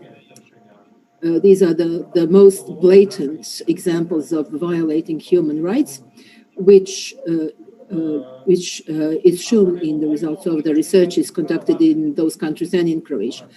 We are not even began to talk about the violating human rights in other countries. I have to say that our research that we have been conducted intensely for for the past decade, most intensely. In Croatia, this is a second research. We had a similar research 5 years ago, and this is actually an update on those results. The results are saying that in some Asian countries that we think as third world, we can see that the state of human rights is maybe better than in Bulgaria, Romania, or Croatia, especially when we talk about the ratio between the wages that garment industry workers receive and the so-called living wage. We want to be part of the initiative that the European countries are bound to be responsible for the well-being of their workers, protection of the environment. And it's evident to all of us, maybe here in Zagreb, we are maybe even more aware of our responsibility for the nature after the earthquake that we experienced in March and also this pandemic that has disturbed the whole world. We actually are asking for the general responsibility of those who have the capital. They should they should be obliged to streamline part of that capital into the part of the world that began to basically cave in. We have seen that total chaos is actually threatening to appear. The Clean Clothes campaign, as a global coalition, is also part of a coalition for passing the corporate responsibility law or due diligence law on a European level. What is, let's say, our added value that we provide to offer to this coalition? We are all asking for passing of this law, but when we start concrete discussions on the law, then they will start talking about what this human rights really encompass. I think that we have gone furthest in this definition of living wage and workers' right. What we are asking for to be part of the agenda when we talk about the law, that living wage to be treated as a human right, because it actually is a human right, which is defined in various acts of European Union and United Nations, and we have also quoted Croatian constitution that defines this living wage. What we are asking is that this definition is in the law. When the employers say this is an objective that is too high, I think that it would be very soon clear and obvious that it is possible. We also can show some other mechanism to reach the living wage in practice. We are also preparing some pressure on the brands. We are totally aware in the Clean Clothes campaign that politics is sometimes too weak in relations with the brands, that we need to directly communicate with those that hold the capital, that means the global brands. And we want to ask direct responsibility from the brands. We're looking for the ways how to ensure their responsibility. This law is one of our initiatives, but very soon we will have other initiatives of direct negotiation with the brands so that we can reach the living wage in as much of the world as possible. We want that the human rights are observed all over the world, not just in some region where we actually operate. There are initiatives, as I said. Probably people who are more included in this procedure will hear more from them, and I think that for the introduction, I think that's enough. Thank you, Mario, for this introduction. I would like Agnes Jongerius to join us as our European Parliament member. So, what we can hear from European Parliament, we had a Croatian Country national report of the state of human and workers' rights, which you have probably heard from similar reports from other countries. We have calculated the living wage about 1,200 euros, something a bit more than 1,200 euros, and we want to know what is the current situation in the European Parliament regarding to the initiatives that we mentioned here at the round tables and the possibilities that some corporate responsibility on the level of European.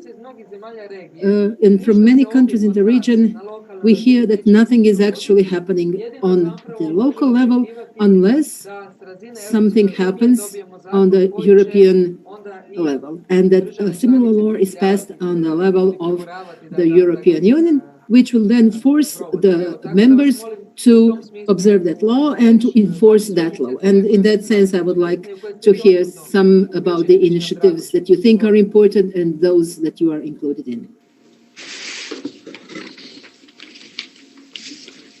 Then I shall unmute myself, and I'm going to speak in English. So I don't know how people who want to listen to Croatian should listen in, but I'm so sorry I cannot speak Croatian. Feel free to Okay, speak. thank you. And then from Brussels, good morning to you all. First of all, of course, thank you for having me. And just as a brief word of introduction of myself, I'm indeed a member of the European Parliament. I'm a member of the Employment and Social Affairs Committee and of the International Trade Committee of the European Parliament. And I will be working on sustainable corporate accountability from the perspective of the International Trade Committee. Also, by way of introduction, before coming to the European Parliament in 2014, I worked for a very long time for the Dutch trade union movement. So the topics at the table are close to my heart already for a very long time. But I think the combination of international trade and employment is what brings us together today in this virtual round table. And indeed, labor rights are human rights. We always said this in the international trade union community, but it's also very true, I think. And although human rights are often in the orientation of most people seen as limiting the power of the state, it's here, I think, trade union rights is also limiting the powers of those who in the world of work have more power than the workers, the employers. So the labor rights is also about how to strengthen the voice of people doing the work in a day-to-day situation. Clean clothes, the working conditions of people who make the clothes or the food we are consuming are, of course, on the one hand, decided by how much we are willing to pay for their work. Our wallets is in a way a decision power, and if there are no clear rules, if there are loopholes, companies can pursue the race to the bottom at the cost of a global workforce. So if we don't stop them, the price will go down, down, down, down, down automatically. And it creates a world where big multinationals are hiding their sins. When I'm talking about sins, I'm talking about the mistreatment of workers to further down the supply chain. So the brand itself tries to present a clean image, but that's because they don't take any responsibility for what's happening further down in the supply chain. So they do this by using subcontractors, and the subcontractor is also using a subcontractor, and that subcontractor is also using a subcontractor, and therefore responsibilities are in a way shifted to this subcontractor, while the brands themselves present them as having clean hands. So I think this is, to summarize, the world we are living in, and I think it's in a way a utter disgrace how many subcontractors are used to hide can I use the word, a modern version of slavery. It makes it impossible to have transparency and proper checks on the working conditions of people. For instance, last week I encountered a group of Romanian and Hungarian and Bulgarian workers in the Netherlands. They are producing the food for the Netherlands or for the export from the Netherlands. and they are treated and not to be proud of, but it's facilitated by temporary work agencies. Here, further down the road in Brussels, we have a beautiful building of the European Council. It's a new building, delivered, I think, 2 years ago, with construction workers from Brazil, Bulgaria, Russia, and Morocco. And it's built under dire constructions. And these are examples of mistreatment of workers on our own continent, in the Netherlands, in Belgium. In all cases, subcontracting is in a way involved. But of course, we also have examples from outside the EU where we import wooden summons chairs, for instance, made of wood of illegal deforestation. And another example, it is already mentioned, is the garment sector, where the working conditions in Bangladesh are more or less still a little bit the same as at the time of the big disaster of Rana Plaza. When it's on tax avoidance, the Cayman Islands is used for exploitation of our welfare systems by using all these tax routes and not paying the taxes in European countries. And there also all kinds of subcontracting is used to hide this tax avoidance. And perhaps you don't call it subcontracting, then you call it shell companies. But they're all set up to mislead us as the parliamentarians, but also all NGOs and concerned citizens. And indeed, the new talk in the town here in Brussels is the European Green Deal. And I think it's important that with this Green Deal, we ensure that transition will happen in a transparent and fair way. And there you were asking about what's happening at the European level, what kind of proposals are there on the table. We are debating very much an overarching and mandatory framework against exploitation. So no exploitation of employees, but also no exploitations of environment or of natural resources from within or outside the European Union.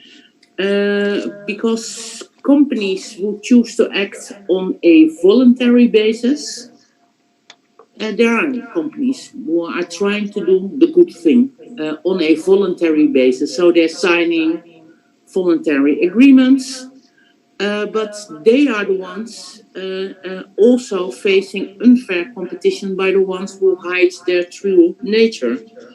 And therefore, we think that a voluntary due diligence, if the system is only voluntarily, companies can promise the world, but will still be using subcontracting or shell companies without facing any accountability. So voluntary standards are good for the good guys, but I think we also need a system for the bad guys, and therefore the initiative of DJ Reinders, he's the commissioner responsible for this file, he is saying that he will come up with a legislative proposal from the side of the European Union in early 2021.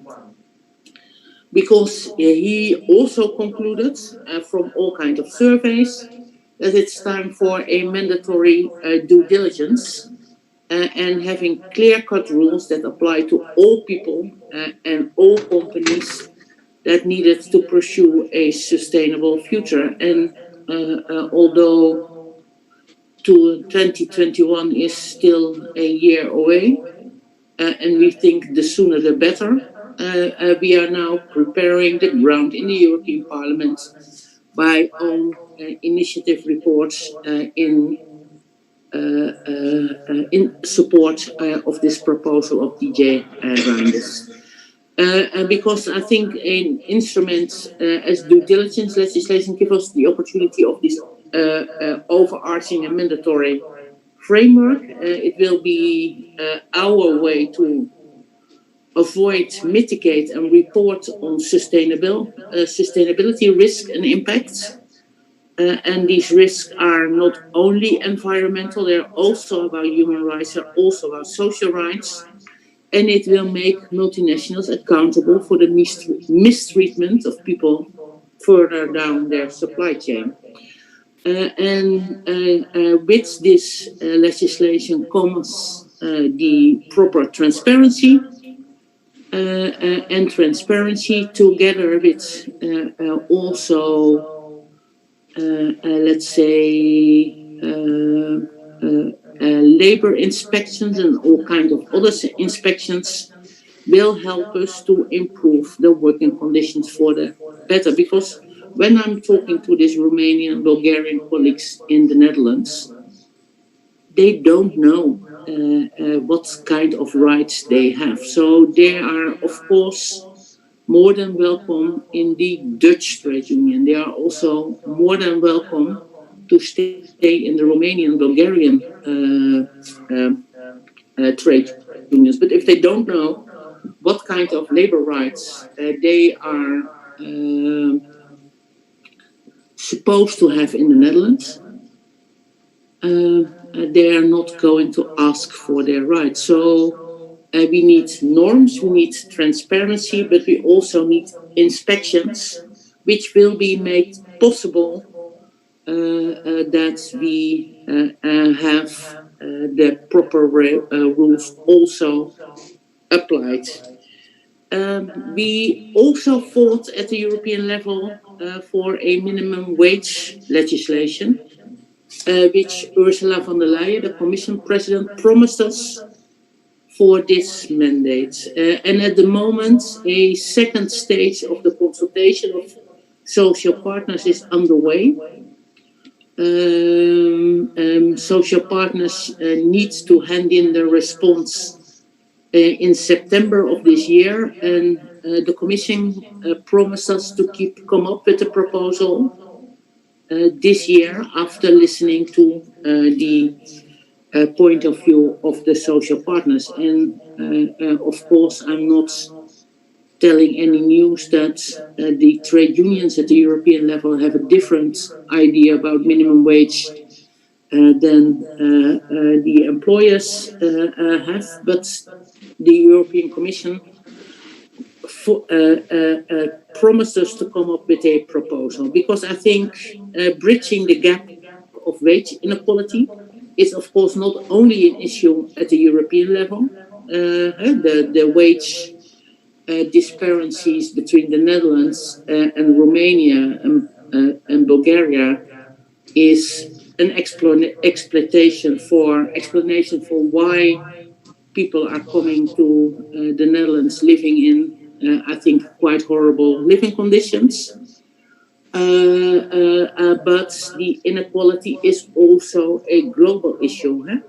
And with the globalization,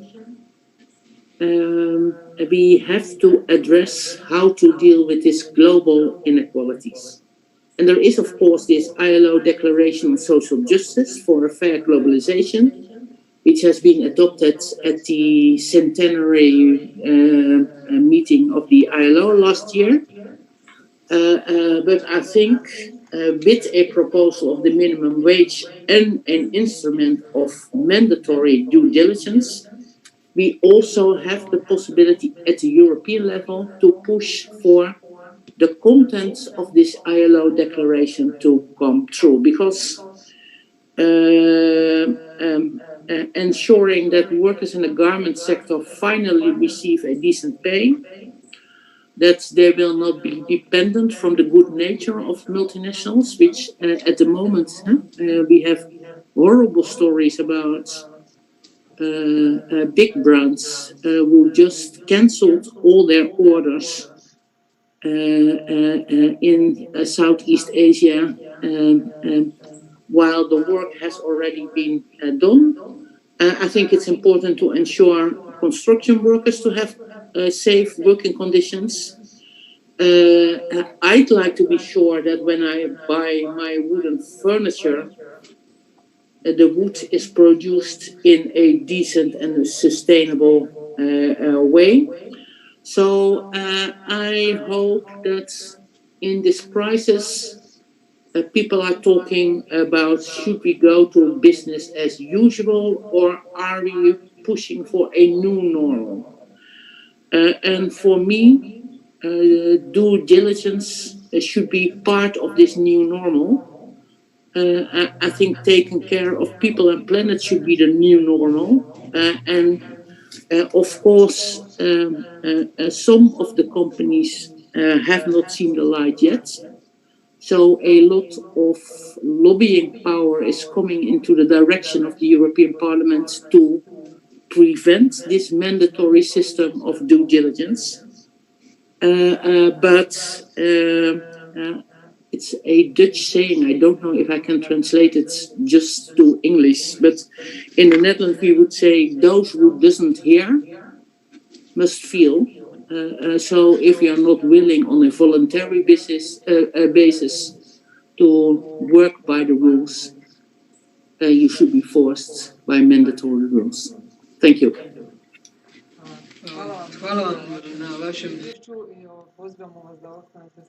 Thank you for your report, and I'm inviting you to remain here in the discussion, but we will hear some more voices from the region.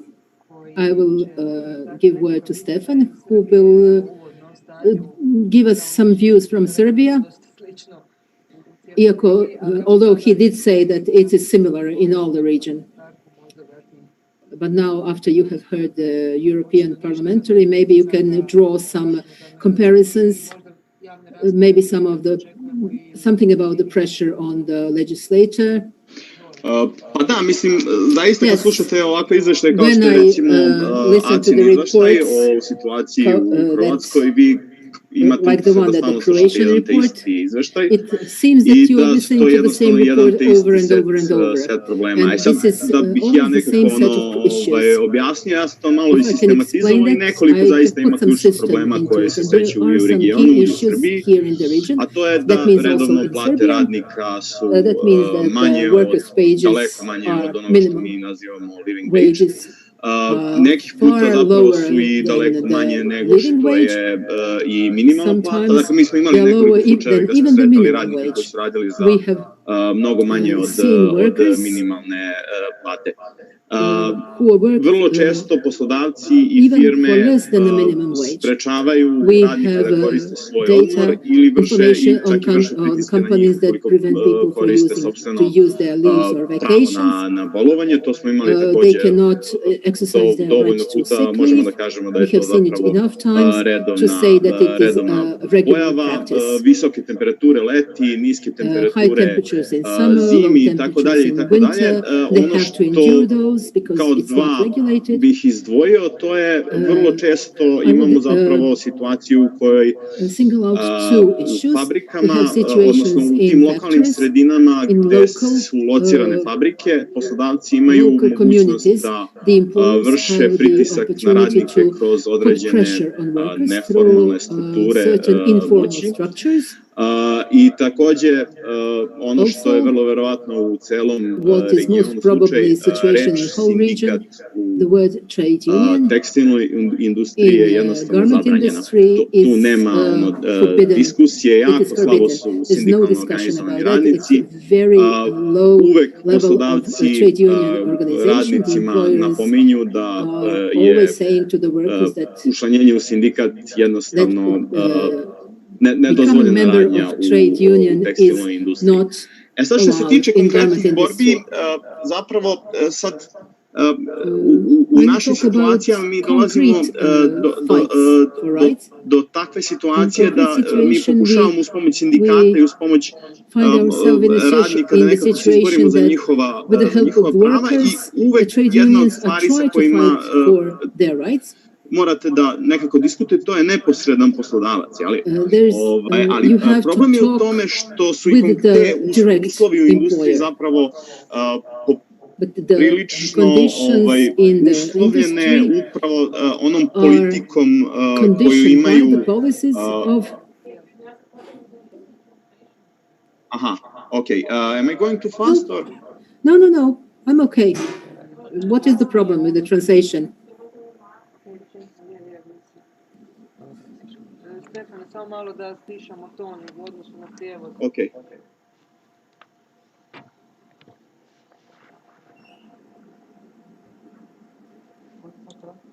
Hoćeš sad probati nešto reći, samo da vidim. Okay. Eto, nešto. There's some... Aha, okay. Bio si glasni od prijevoda, usklađujemo sad samo to. Okay.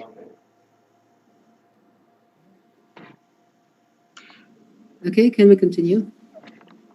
Dobro, znači sad je ok, sad mogu, da. Dakle, situacija zapravo sa kojom se mi srećemo na terenu je zapravo uslovljena upravo politikom velikih brendova i njihovom jednostavnom kupovnom moći i da tim stalnim insistiranjem da proizvodnja bude što jeftinija, zapravo uslovljavaju celokupnu situaciju u industriji. I ja moram da primetim još nešto, da zapravo jedan od osnovnih problema sa kojima se mi susrećemo, to je rezignacija. Dakle, radnici jednostavno nemaju utisak da se išta u njihovoj situaciji može uraditi. Je li još uvijek ima neki problem sa prevodom? Još uvijek si glasniji od prijevoda, možda ćemo vidjeti. Oprosti, znamo da koncentriramo. Ne, nema problema. Maybe those who... Postoje ta dva kanala, je li, na engleskom i kineskom, kako smo pričali.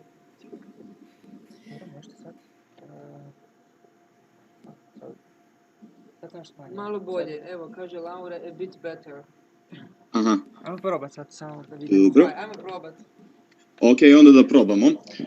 I sad u toj situaciji gdje je zapravo rezignacija radnika jedan od osnovnih problema i taj njihov utisak da se u industriji i za njihov položaj zapravo ništa ne može desiti je zapravo centralni i meni se čini da bi upravo ovakav zakon o nekoj korporativnoj odgovornosti bilo jedno od rješenja, jer on omogućava radnicima nešto što oni jednostavno ne mogu da urade u granicama sopstvene, u samom kontaktu sa neposrednim poslodavcima. Probijati se kroz beskrajne labirinte pravnog sistema koji je, ako mogu tako veoma precizno neefikasan, je prosto nemoguća stvar za radnike. Sudski procesi traju godinama, decenijama, radnici nemaju finansijska sredstva da izdrže sudske procese i čini mi se da bi upravo ovakav zakon stvari omogućio da se transcendiraju ti problemi lokalnih sredina, kao što su neefikasni pravni sistemi i kao što su između ostalog i te neformalne strukture moći. Tako da, mislim, to je generalno jedan moj utisak. Sad, ne znam da li sam ja možda preterao sa vremenom, sad vi mi recite.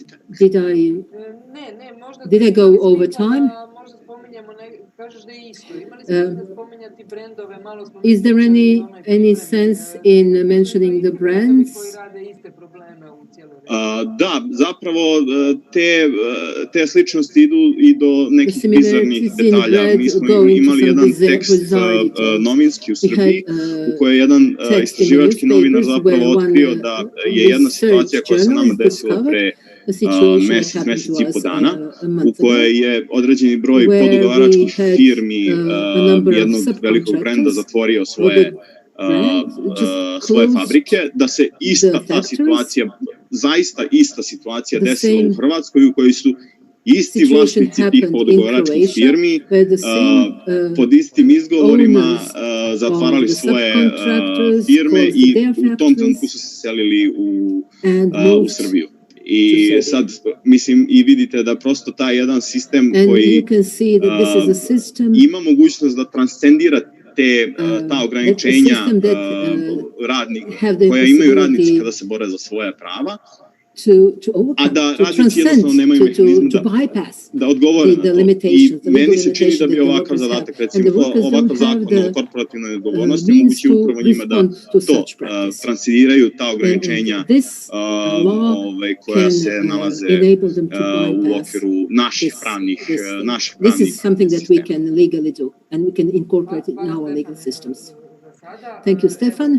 For now, Bilo bi sad u redu da još uključimo it would be okay to include other participants. We haven't heard from Tatjana Vlasic, the advisor to the Ombudswoman of Croatia.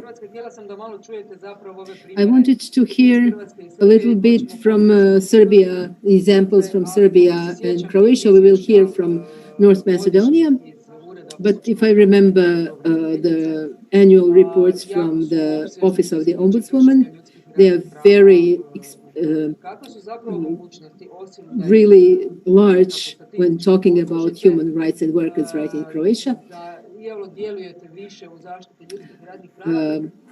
What are your options to act better in favor of labor rights and to support this due diligence law? So you can say whatever you want in your introduction, but I wanted to ask you this question. First of all, thank you for inviting me to this conference.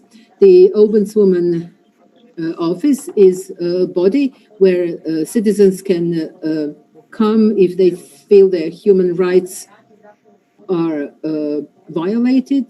The field of labor rights is a field where we have been receiving the complaints of our workers for years. We are definitely, one of our partners are definitely the trade unions, and we have a very good cooperation with them for years through various trainings and educations, the information that we get from trade unions, and we put up a report that we submit to the parliament.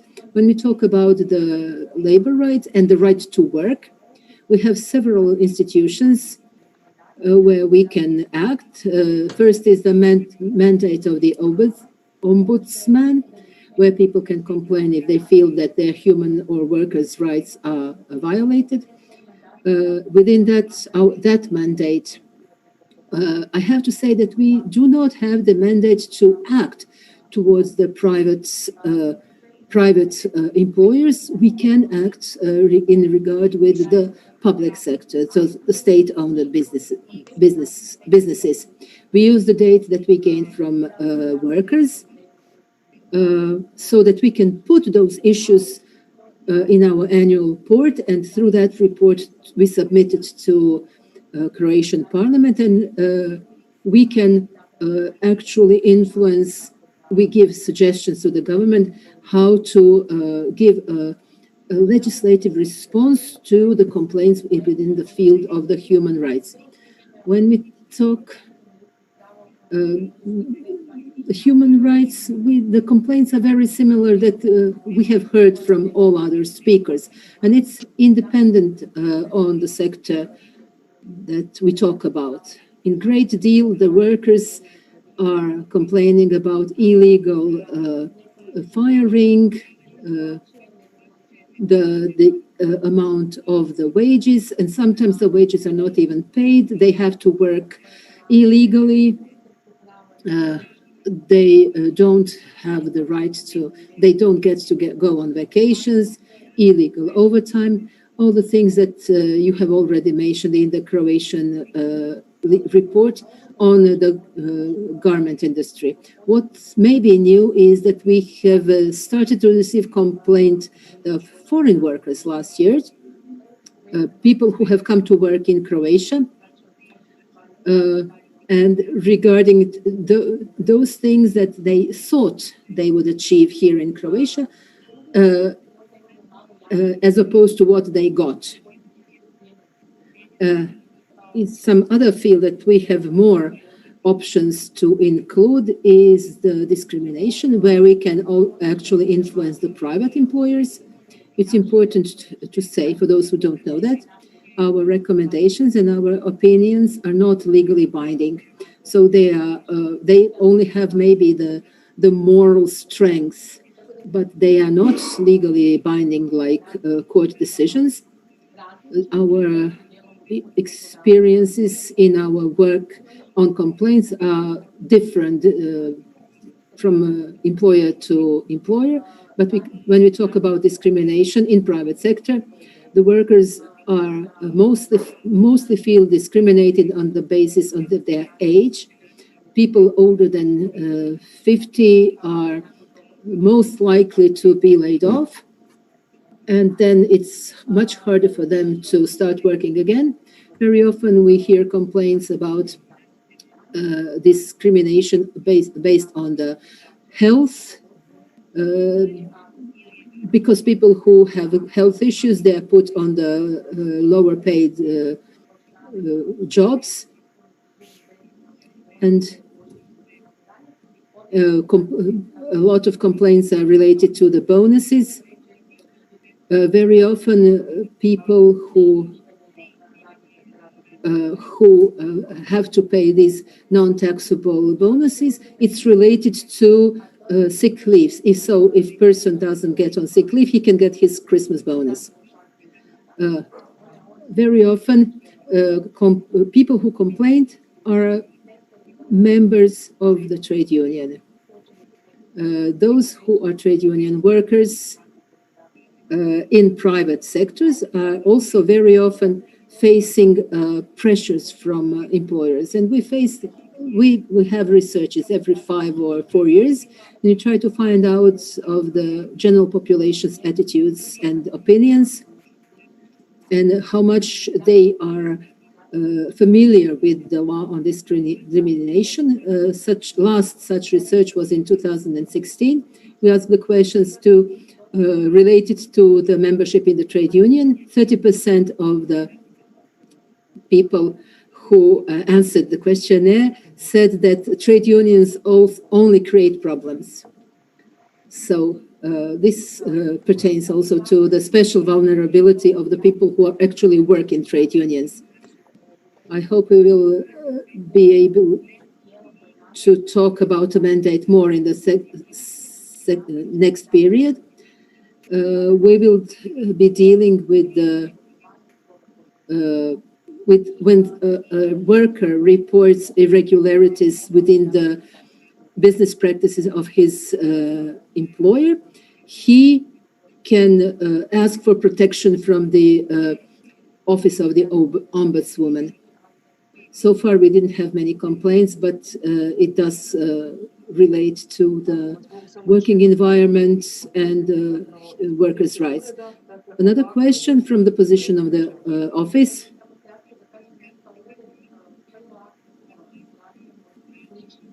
We are we very actively participate with other offices in Europe and European Union, and we were presenting a report, the due diligence report, law report in the supply chain. We supported the passing of this similar legislative in the whole European Union. I think it's a good moment. This is a good moment for such legal solutions, because it is trend to reach such legislative solutions. But attitudes and opinions are different. And although it seems that 2021 seems far away, but it is now time to start to advocate for solutions that we want to be included in the whole legal package. I would like to go to North Macedonia now and hear from Maria or Jasmina. I don't know which one of you wants to start. The same questions as we asked.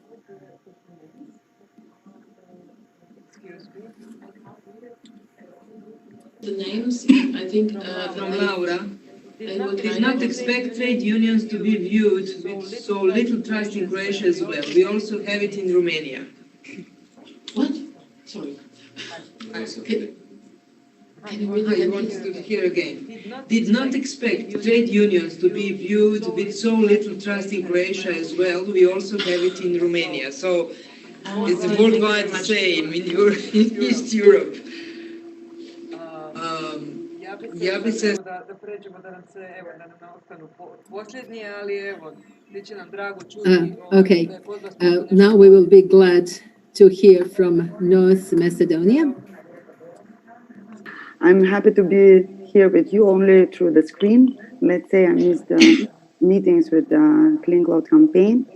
Nevertheless, I would just shortly update you on the situation in Macedonia and maybe our need for the due diligence obligatory law that hopefully it could be enacted or be drawn next year.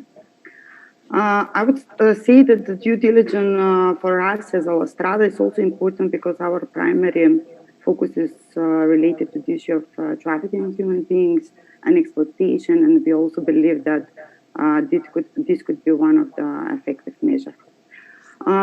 Just to update you, generally the situation in Macedonia in terms of the workers' rights and textile sectors is more or less the same as in the Balkans. The textile industry is one of Macedonia's most developed economic sector, and there are over 600 companies actively involved at various levels of production, employing over 40,000 of workers and producing Excuse over... me, Maria, please, Yes? just a minute. We still have, again, we have a problem with sound in English. Excuse me, just a few seconds. Okay.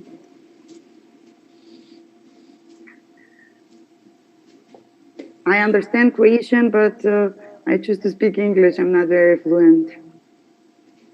It's fine. But Tibe says that she here.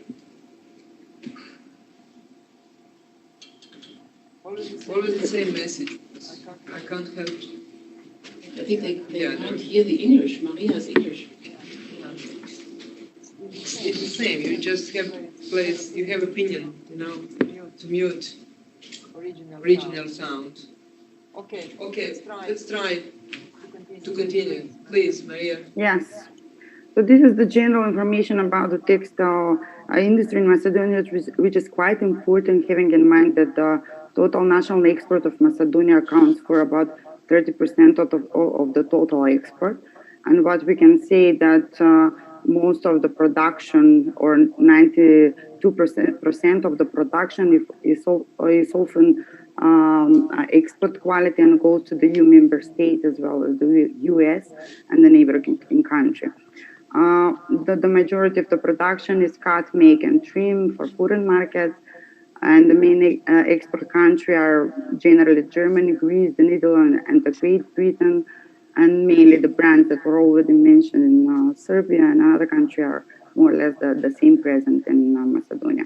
What is striking for us is still that more than 85% of employed in the garment sector are women, which give the gender aspect on the women rights, but also workers' rights, and over 70% of them have a basic level of education.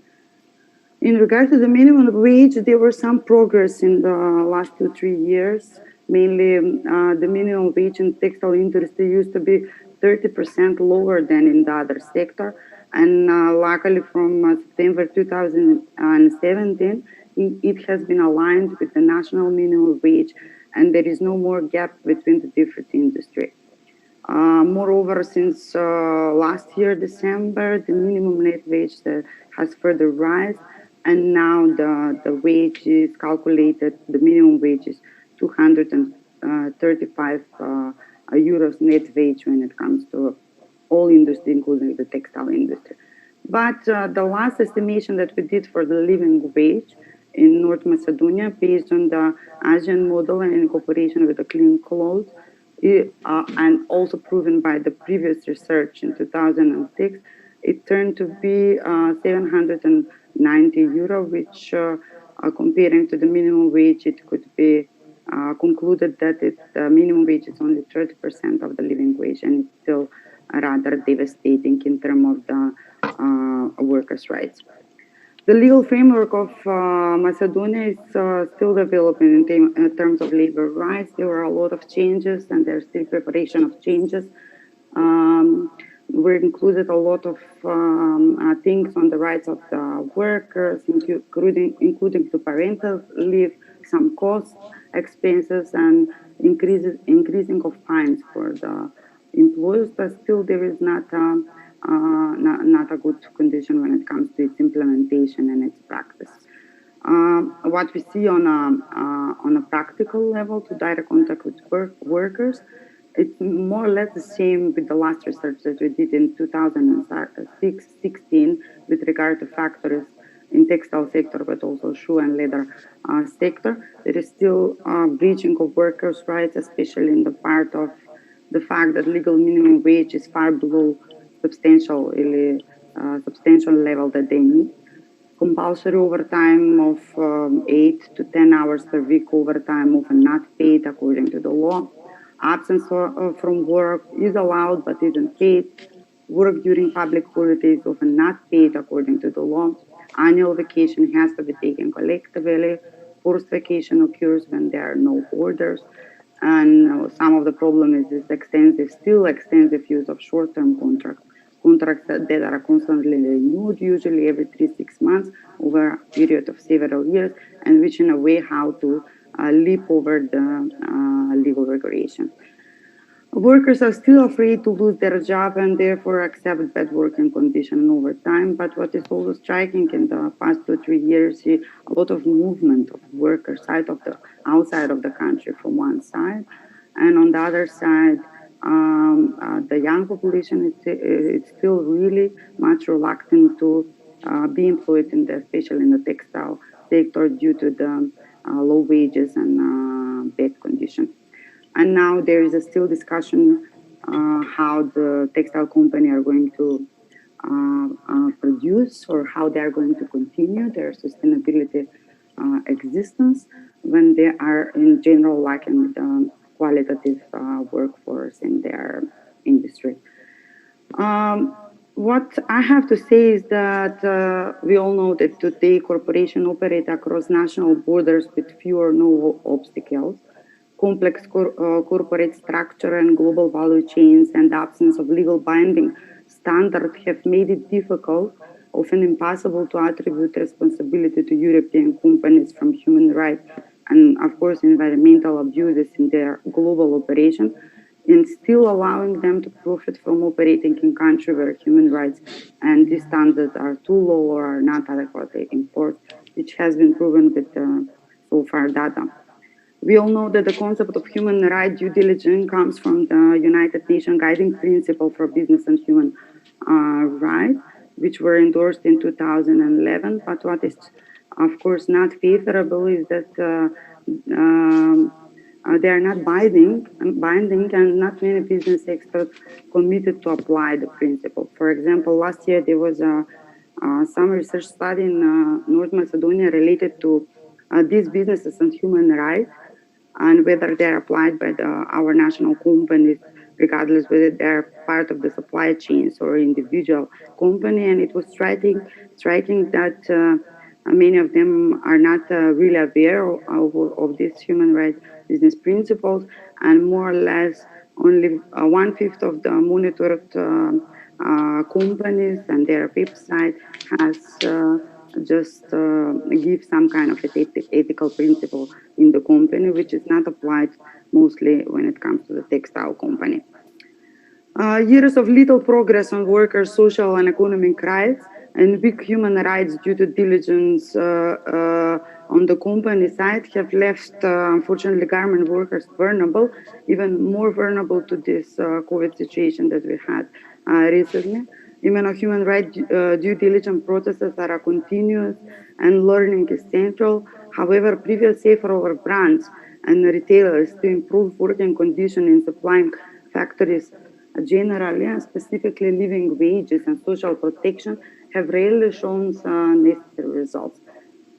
Therefore, there is a need to develop a common European framework on human rights due diligence and transparency in order to achieve real sustainable improvement in working conditions, especially in the textile supply chain. We believe that this legislation will also ensure a level playing field between the signatures of both agreements and companies that are not part of and across the EU, which is quite important in our local and national context, having in mind that we are on our, let's hopefully, good path to enter into the European Union, and maybe will enforce our government and our situation to maybe come forward more and better standard.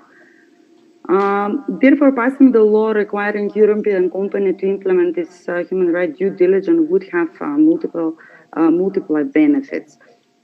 But we should not forget that companies have a responsibility as a buyers and employers to implement a credible human rights due diligence processes and thus respect human and workers' rights in their supply chain. These include, of course, according to us in CCC and many other, ensure the payment of living wage and enabling the right to a safe and healthy workforce or workplace for our workforce.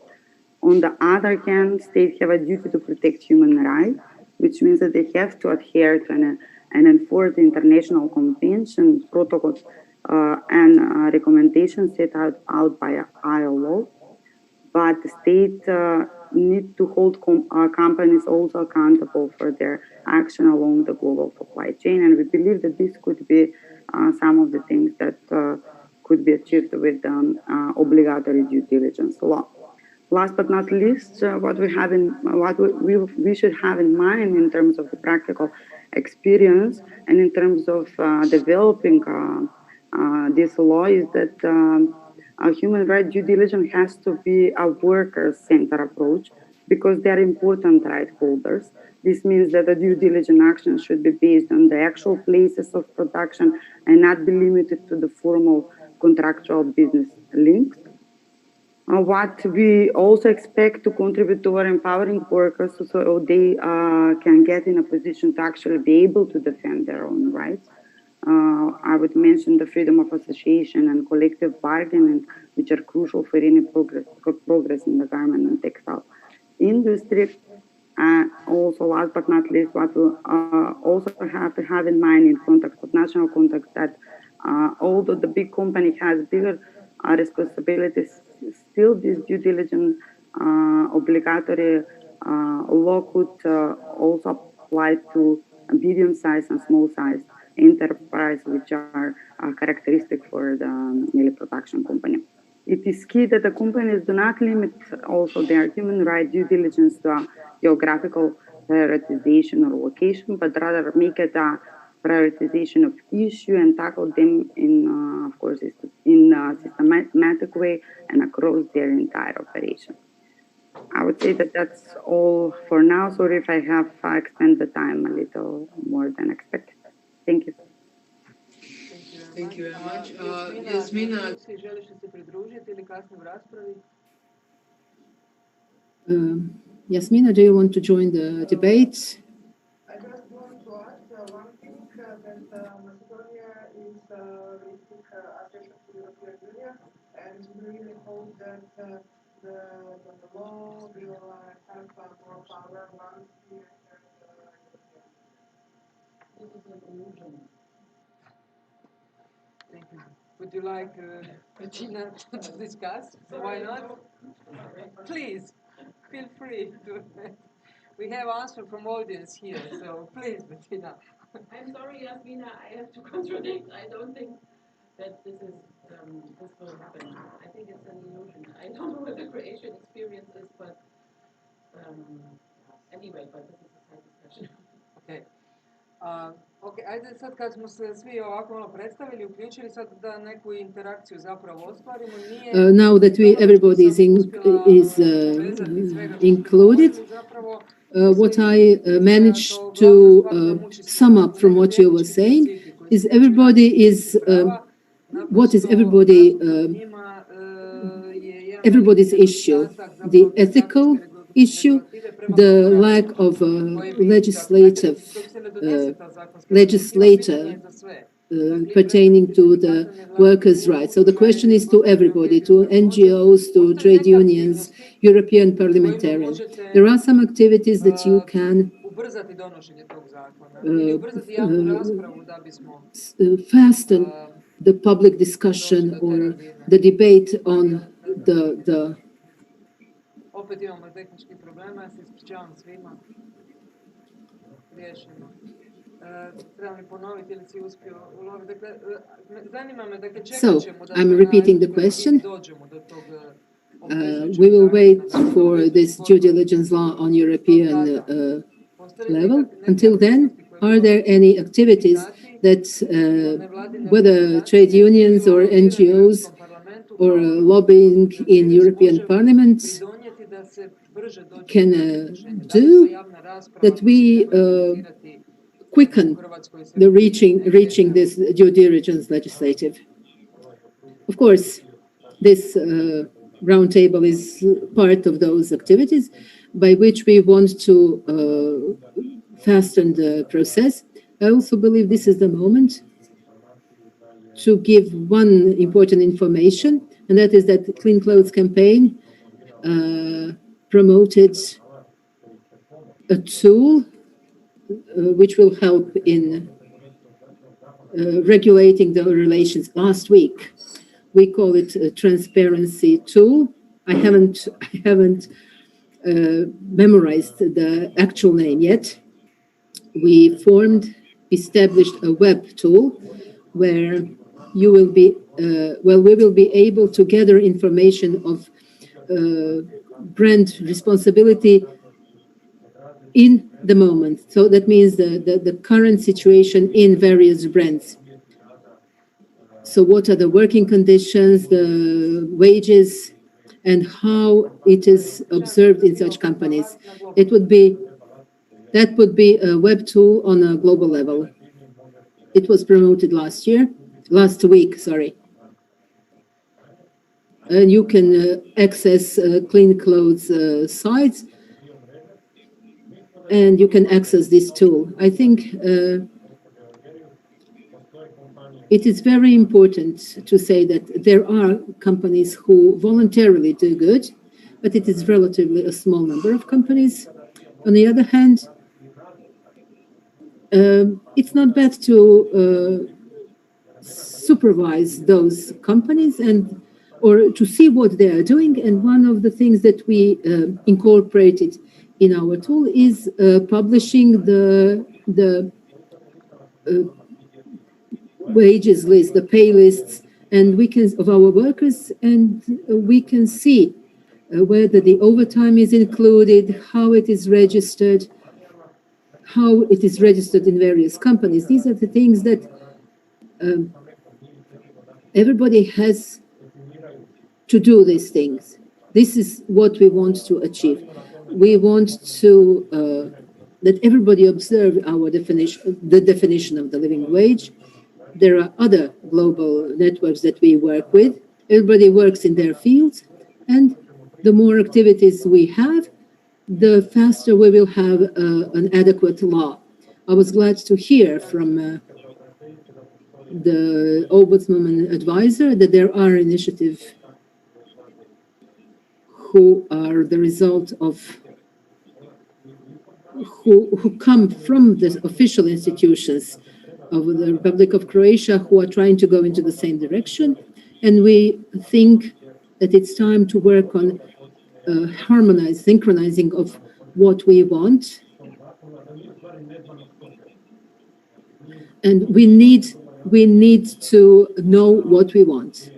So before we start the official public debate, we want to achieve the living wage. We have defined it. On one hand, we are talking about living wage. We talk about healthy environments, and we need to define them. These kind of activities, I think, need to become more often. We know that our colleagues from Germany, because Germany is going to chair the European Council, and there are going to be a range of activities there. there are going to be numerous activities and debates. We will not be waiting for the Parliament to discuss those topics, because it will be easier for the Parliament members, for MPs, if they have input from NGOs and trade unions as well. There is another topic that I think is worth talking about. It is high time to talk or to strengthen institutionalize the cooperation between NGOs and trade unions. We both have our strengths in our fields and our weaknesses in other fields. We need to create synergy that we will help each other to achieve the best quality in forming such laws. I'm inviting all the participants to comment on what you have heard.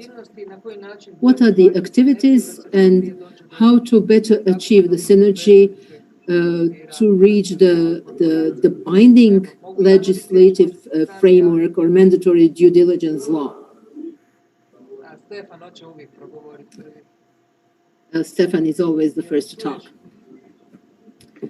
Da, evo se vidimo. Mislim, u čemu je sad ovde stvar sa tim konceptom te plate za život ili te plate za dostojanstven život? Dakle, mi imamo problem zapravo sa jednom ekonomskom dogmatikom koja nekako rezultuje na ovaj ili na onaj način time da radnici koji su baš upravo ti koji na ovaj ili na onaj način održavaju svet takvim kakav jeste, i sad je to korona jako dobro pokazala. Svi smo mi mogli u karantin i da presedimo 2 meseca, ali bilo je neki milioni tekstilnih radnika i ostalih radnika koji obično rade za minimalac, koji su morali da našiju veš. I mi ne bismo imali šta da oblačimo da nije bilo tih miliona radnika koji su morali da provedu 2 meseca u zagušljivim fabrikama, u nesigurnim uslovima i tako dalje. I mi moramo to jednostavno da dovedemo u pitanje. Mi moramo da dovedemo u pitanje način na koji se ti radnici plaćaju. I living wage, ta plata za dostojanstven život je jedan od mehanizama, čini mi se, koji bi trebalo da utičemo zapravo prvenstveno na javnost, da ovaj koncept i zajedno sa ostalim nekim konceptima koji idu nekako u paketu prihvate. Tako da jedna od borbi je zapravo i borba za javno mnjenje i za mišljenje jednostavno ljudi. I u tom smislu plata za dostojanstven život i kao koncept je u stvari jedan ozbiljan mobilizatorski narativ, ako bih mogao tako da kažem. Tako da, eto, to je, mislim, moje mišljenje da nekako nastavim na Marijevo. This is my opinion. I think this is very important what you emphasize, the public opinion, because very often the public is not even informed about some things. Opet korona je to pokazala. Corona has shown this. Slike korone su bile slike ljudi koji sa balkona pevaju serenade ili tako nešto. A sa druge strane imate jednu skrivenu stvarnost koja je, to je ta stvarnost tih zagušljivih i nepodnošljivih fabričkih hala u kojima milioni ljudi moraju da rade. I pritom, naravno, nisu to samo tekstilni radnici. Vi imate gomilu drugih radnika koji isto tako rade za minimalne plate, za jako lošim uslovima, ljudi koji rade dostave, ljudi koji rade u supermarketima i tako dalje, koji su omogućili da svet preživi ova 3 meseca. I sve to zajedno moramo dovesti i zapitati se kako je to došlo do toga da ti ljudi na koje se oslonio svet i na koje se svet oslanja konstantno imaju minimalnu i ispod minimalne plate i rade u užasnim uslovima i za strahovitom. Always those who get the minimum wage or less than minimum wage and maybe work in the slave environment.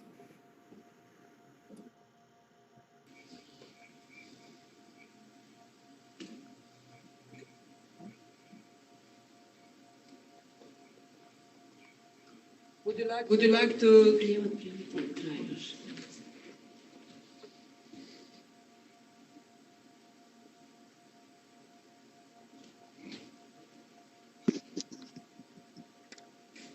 Mr. Gerus, would you like to put questions or share comments with us? Yes, indeed. Because I thought, of course, the Commission has announced that the proposal on mandatory due diligence will only be brought to the table in 2021. But in preparation of this legislation, we are going to work in the committees in the European Parliament on what we call, sorry for this Eurospeak, own initiative reports. So we're trying to see if we can build already a majority with the different political groups on a proposal. So if the NGO world or the trade union world is already having either priorities or red lines, it would be helpful to see if we can integrate them in opinion making in the European Parliament.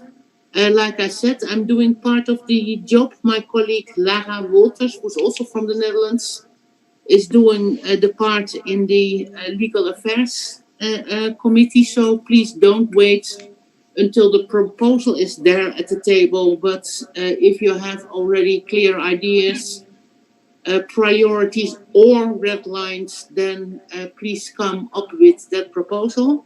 My second remark, you were talking about how after the Croatian presidency, now the Germans are going to work on this proposal. There, I noticed that if you talk to, let's say, those people responsible for the presidency, people here from the embassy, that if they are talking about, in German it's called Lieferkettengesetz, so supply chain legislation, they seems to think as if this supply chain legislation is only necessary for those supply chains, let's say from Africa or Asia to Europe, as if child labor is the only thing, or major pollutions in Nigeria while pumping up the oil for Shell is the only thing this Lieferkettengesetz, so the supply chain legislation is taken care of. Well, I think the interesting thing also from reports of clean clothes, the garment sector in parts of Europe is also something we should not take huge pride in. And I think in the whole COVID pandemic and the effects of that, we also see, for instance, examples of the meat sector. All the pigs which are being processed in the Dutch slaughterhouses, they are sent to elsewhere in Europe and sometimes to Japan or to Brazil. So I think we should prevent the debates going into the direction in which we say due diligence is to help the poor people in Africa and Asia, while we are closing our eyes for those things which are not right on our continent. So I think it's important to stress them both. And like Stefan said before, now is the time where during this COVID crisis, a lot of public awareness for what's happening in the different supply chains is at the table. And we are quite easily talking about should we have shorter supply chains, for instance, in medical equipment or in medicines? But shouldn't we also clean up the supply chains in other sectors and supply chains which run through Europe only?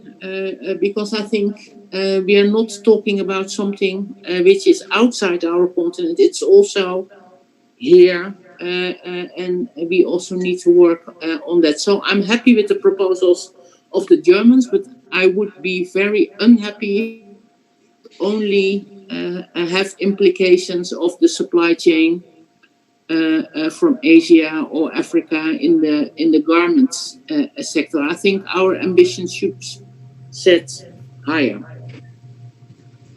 Okay. Hvala vam za sada. Također, evo imamo dvoje sudija. We have two participants online. Muriel. I can't see Muriel. Would you like to share comments with us? Muriel has not turned on her camera.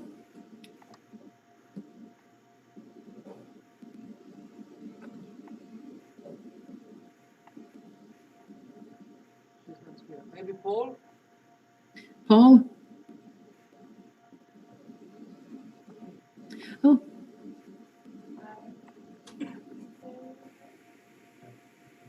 Yeah, it's Muriel.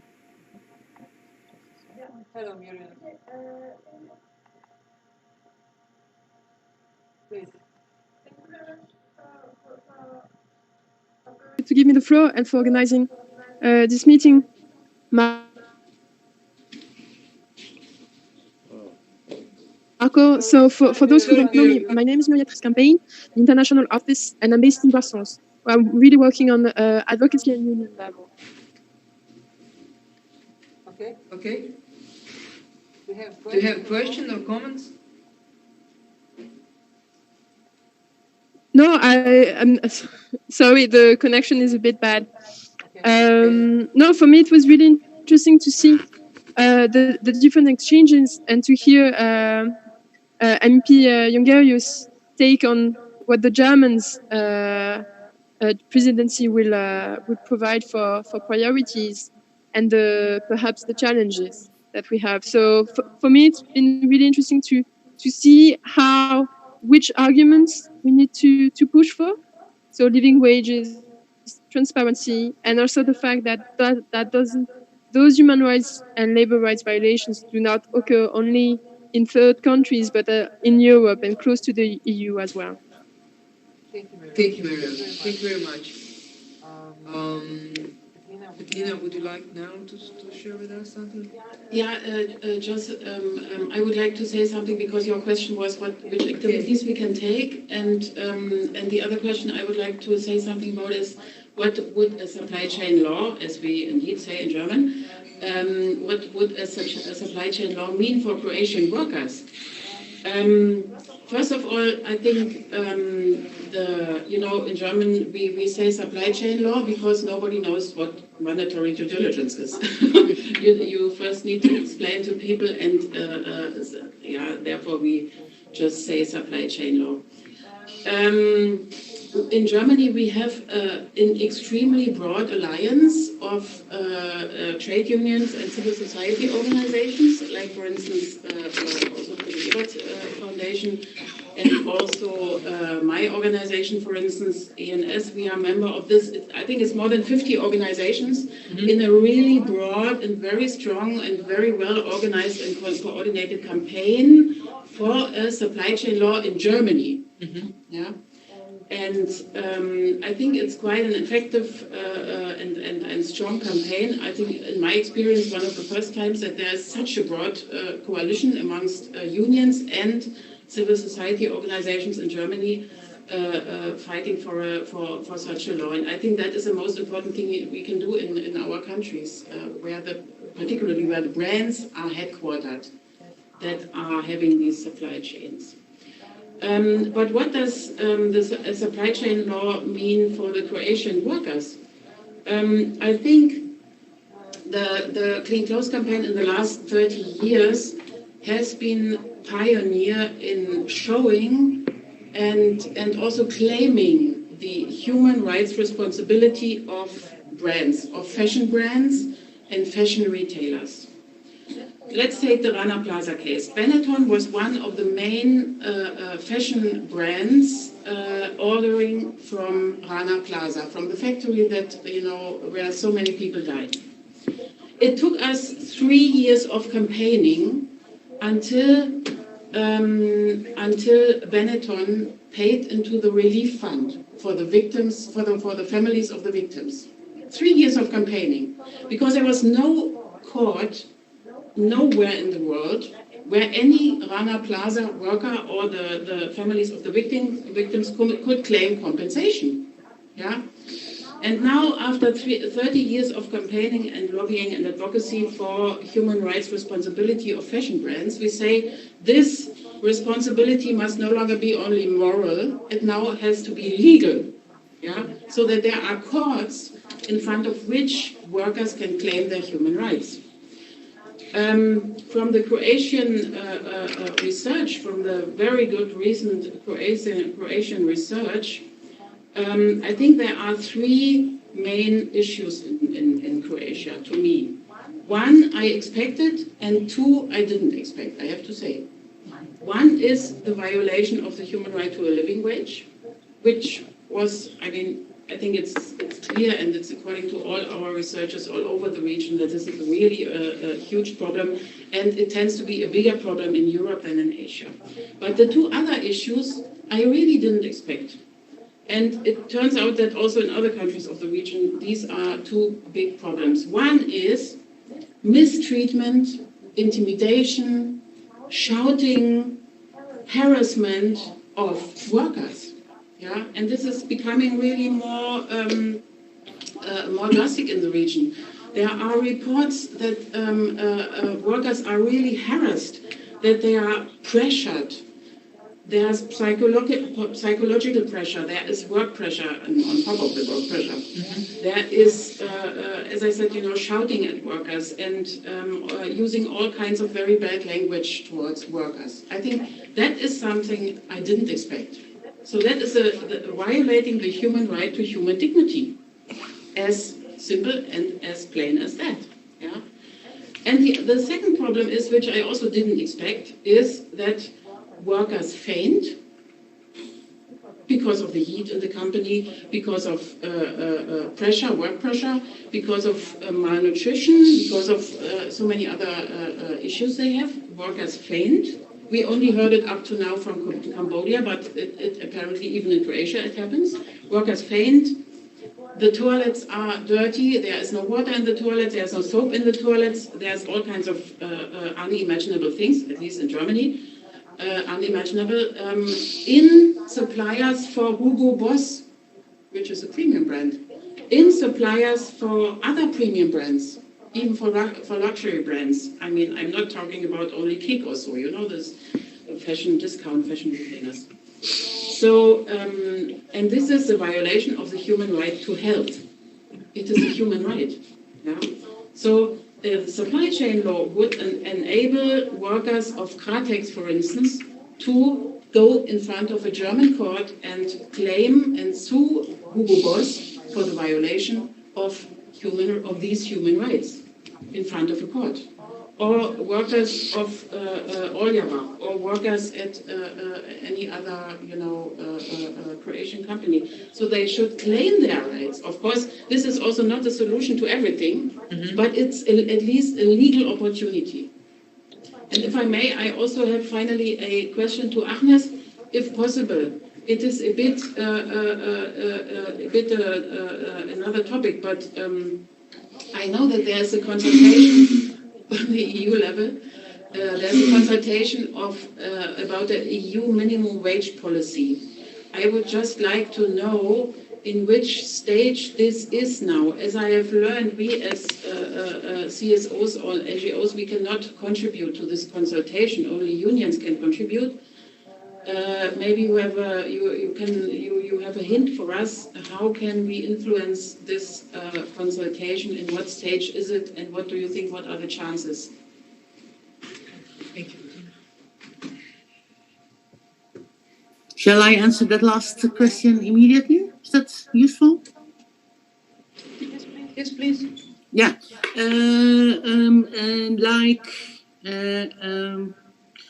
In Europe, we have procedures for quite a lot of things. And one of the things is that when issues are related to where, according to the treaty, employers and employees are possibly in the lead. we have this process of first and second stage consultation, and the first. It's more or less meant to see if employers and trade unions, so both organizations from both sides, they can make a autonomous deal on a topic instead of the Commission coming up with legislation. But here it's quite clear that the trade unions and the business community have completely different points of view. So the European Trade Union Confederation is in favor, although there are, of course, also, let's say, slight differences in the way people are looking at the proposal of the Commission. But in general, the trade unions are in favor. While on the other hand, Business Europe and SME United, they think, and they always have an argument, but now the argument is that we are in an economic crisis, so we don't have time for a proposal on a minimum wage. But formally, the European Commission has to follow the steps and give two chances to the social partners to come up with with their response to the proposal. And this second stage consultation is ending somewhere half of September. And then it's clear that because there is no agreement between employers and employees on the proposal, it's clear that we cannot wait on an agreement of social partners. So the Commission will come up with a proposal somewhere, let's say, November, December, January. And if you are having strong feelings on this proposal, just because we know for certain that there will be no agreement between employers and employees on the proposal, so this will be a political debate. I think your input is more than welcome by Nicolas Schmid and the European Commission, the Commissioner for Social Affairs. It's also welcome in the European Parliament because with big resistance from the business community, it will take quite a lot of steering power and also support from outside the European Parliament to conclude on this deal. So if you say I'm interested, please let me know and let's see how we can deal with proposals, suggestions, red lines from your side to this proposal. Formally, the second stage is still running. Informally, it's clear that it will not lead to a common agreement. So it's also clear that we are on our own. Thank you much. Tomislav iz Novog sindikata je htio replicirati prije toga na Betinino izlaganje. Ne bih htio reći da sam htio replicirati, nego sam htio nešto dodati cjelokupnoj diskusiji. Pa ću početi malo neobično, počet ću od kraja. I volio bi citirati gospođu članicu Europskog parlamenta. Like to quote Mrs. Jongerius and repeat the saying, when somebody doesn't volunteer to uphold the rules, you have to force him. I will paraphrase it. I will say that if somebody doesn't want to be voluntarily a human being, we need to have legislative to force him to be a human being. The questions that were raised at the round table, and you can sum it up in very shortly. Do you need this law? And then if you do, how do we reach it and how fast? From Croatian part, we say that we need the law, and what Bettina has said, the workers are oppressed, they are being insulted, they cannot live off their wages. At the same time, the struggle for reaching those rights is banned. The person without dignity ceases to be a human being. If you cannot live in a dignified way, you start to question the very meaning of your life. This is why we need the law. Without this option, we may be too weak to reach the objective that people have a living wage. Stefan has said it very well. If in Corona conditions, 150 millionaires died, you wouldn't feel the consequences. But if the workers who produce food or underwear died, you would have nothing to eat and you would have nothing to wear. That would be a disaster. So if the people upon which the whole world relies on for their main life, if they lose their dignity, then I think it's a tragedy. How do we reach a living wage or reach the situation where people feel dignified? We have the opportunity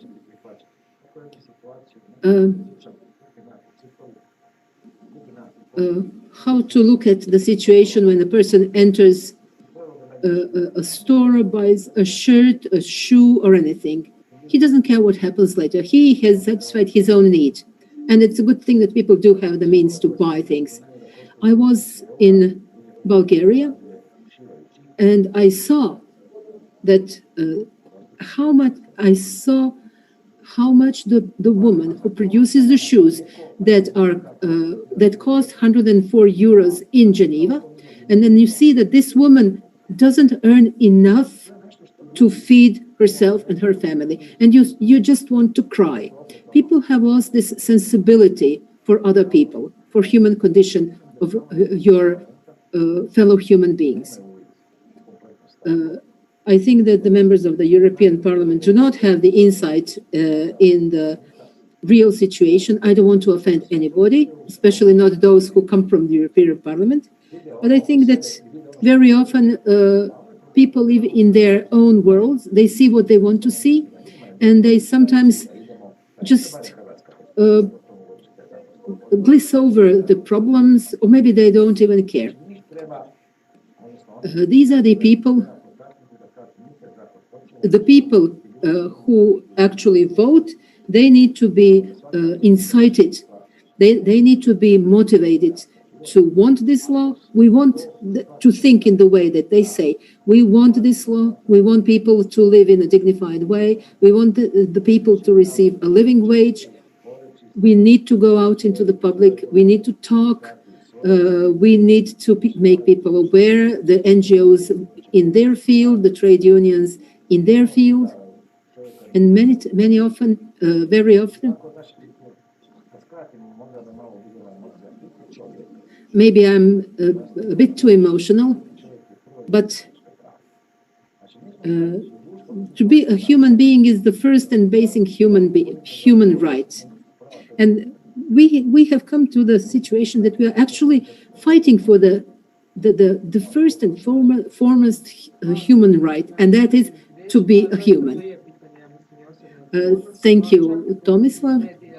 I think this is a question of a personal responsibility and a media responsibility. People who are in journalism, journalists themselves as employers have to work in bad conditions.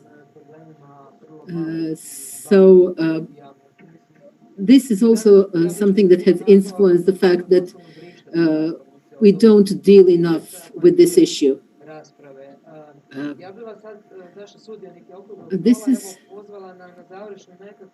I want to invite our participant for some sort of a closing word. I want to Mrs. Jungerius has already shared her link, her site, and you are welcome to come to her with your issues or comments, suggestions, etc. This time we shall start with Maria and Yasmina, so you can give us your closing address.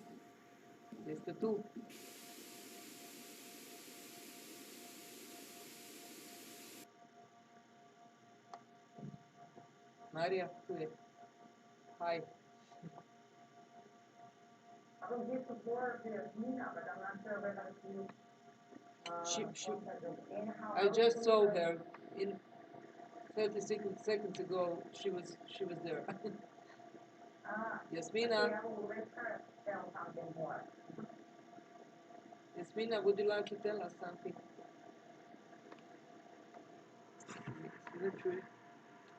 If not, you can, Maria. Yeah, I would say that it was really interesting discussion within the round table, and I think we have a very good opportunity to discuss this with EU Parliament representative, and I think that's the crucial. I would definitely at the end say, and what was already said by the Toma and others, what's the role of the CSO when it comes to this situation before and even after, depends of the progress and so on. The crucial is the law of the CSO when it comes to monitor the situation and advocating for the workers' rights. So I believe that what we have to have in mind when it comes to this due diligence possible obligation that could be someday come as a opportunity for us and for our workers. Basically, I would say this, although I'm coming from a skeptic country where we are fighting for European access for many years, and I'm coming from a country where there are a lot of law existing, perfectly written, but are not implemented in practice. So what I really expect is, despite the fact that the law is maybe going to come in, the real challenge is its implementation and practice and how we are going to oblige the company for the due diligence human rights obligation in that respect. Maybe this is my part and this is my problematic thing. But anyhow, at the end, I would like to finish with living wage concept. I think it's one of our solutions and one of our needs. Regardless of other situation, we have started already as a CCCs and also on the national level to work on this, to work on the methodology and to work on the advocacy to reach the living wage. And I believe this should be the crucial point when it comes to any kind of future human rights due diligence obligation. Thank you for listening. Hvala. Od Jasmine smo dobili poruku da bi željela nešto reći, ali ima problem sa mikrofonom. Možemo probati ponovo. Jasmina. Da li se čujemo? Da kažete? Alo? Aha.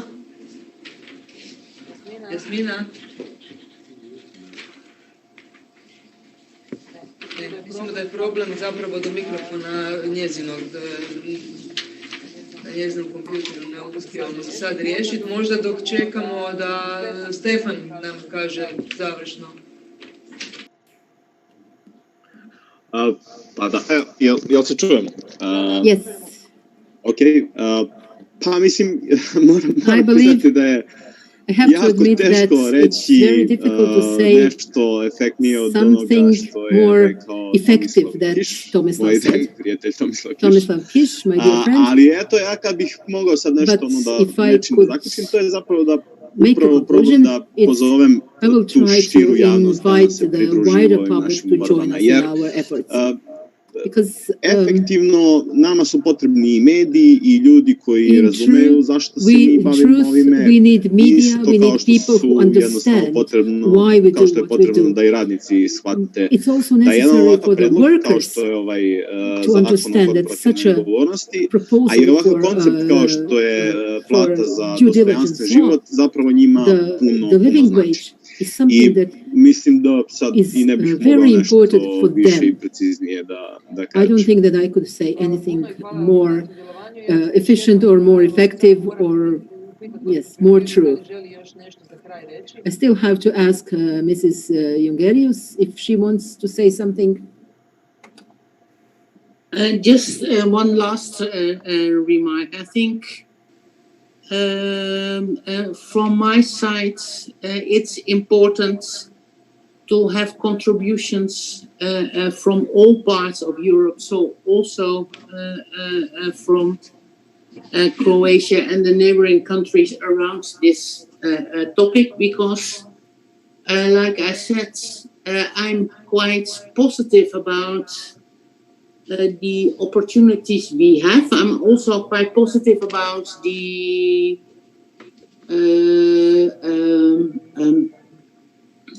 in a way, the attention the media is giving to this topic, but it will not be a walk in the park. So we really need to work closely together and keep one another on the same line, because there is also, of course, there will be resistance from the business community against a minimum wage proposal. Of course, there will be resistance from subcontractors and agencies when we say you don't have a place in the supply chain. Of course, there will be resistance from big multinationals who say, but I'm doing good already, so why are you going to force me? But what I like from this roundtable is that this is indeed an open-minded and a determined group of people. I put my mail address in the chat function, so and then we can keep in contact. And indeed, it's true. You're either behaving as a human being or not, and this is not something you can do on a part-time basis. So you are treating people as human beings because this is indeed important to do so. So let's keep and work together in making our dreams for a living wage and a responsible business conduct a reality. Thank you. Hvala vam lijepo, da, to je zaista umrežavanje, networking i... Dakle, it is very important to be persistent and to be networked. Persistence is very important because sometimes it takes years. I think that the whole work includes working on both national and international and global level, and include all the non-governmental institution and organization that deal with human and workers' rights. And instead of using Corona as an excuse for doing something, excuse for not doing something, I think that we can use it as an opportunity to find new things to do and to implement those new things. And this new legislative should be just the beginning. So after you have the new laws, what we have in front of us is the very, very hard work of implementing these laws. And as Mrs. Jungerius said, you have to work on it. This is also opportunity for this is the opportunity for Mario Ivekovic to say the final word. He was on a public media on a national TV and had the opportunity to say something. As a closing address, I have to add a few important thoughts. My personal experience in trade union work has been 26 years long. And why did we decided to network with the Clean Clothes campaign, to work on this kind of legislative, to work to widen our spectrum on non-governmental organizations, not just trade unions? after 26 years of working in trade union field, I can say that the trade unions are losing the battle. The classical, the works of classical tasks of trade unions are being more and more limited. Our space for work is being more and more limited. The legislator in other countries, we have the Romanian example. It is incredible what kind of law has been passed, which enables, which actually does not, the trade unions cannot work wider than the company where they operate. So in the European Union family, you pass the law, which is so limited that you cannot find such limited law in Asia. So trade unions are limited to work only within a company that has 50 or 100 workers. They cannot work within a network of trade union. Not even to mention the fact that in courts, in Croatia, we have the far most experience in organizing strikes and protests. Every year when we organize something like that, we enter with greater and greater fear because the court decisions are more and more against trade unions, against workers, and limitation of trade unions' rights.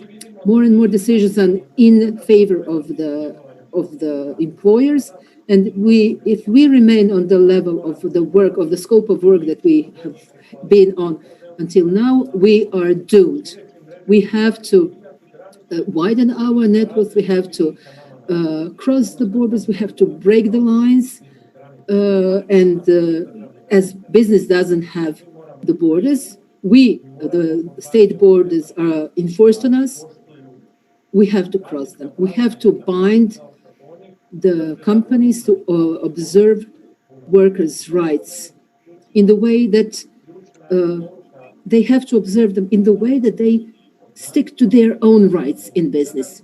I think that it's up to us, and the Clean Clothes campaign as a global network do support such attitudes. We have to connect, we have to network in order to be more efficient and more effective in protection of workers' rights. This effectiveness of the trade union scene is smaller and smaller. I'm not criticizing my colleagues.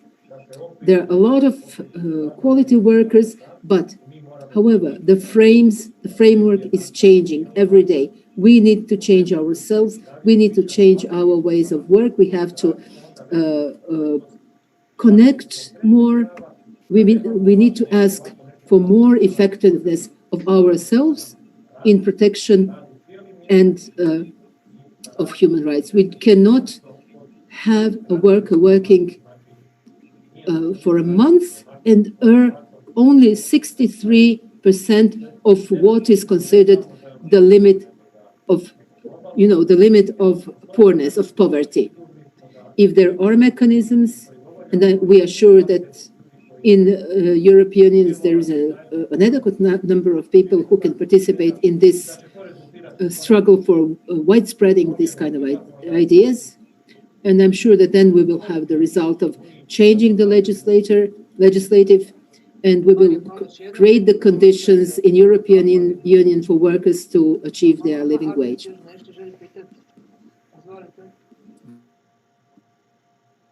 Gospođo Angelis, jeste nešto htjeli još pitati ili je to ostalo od prije?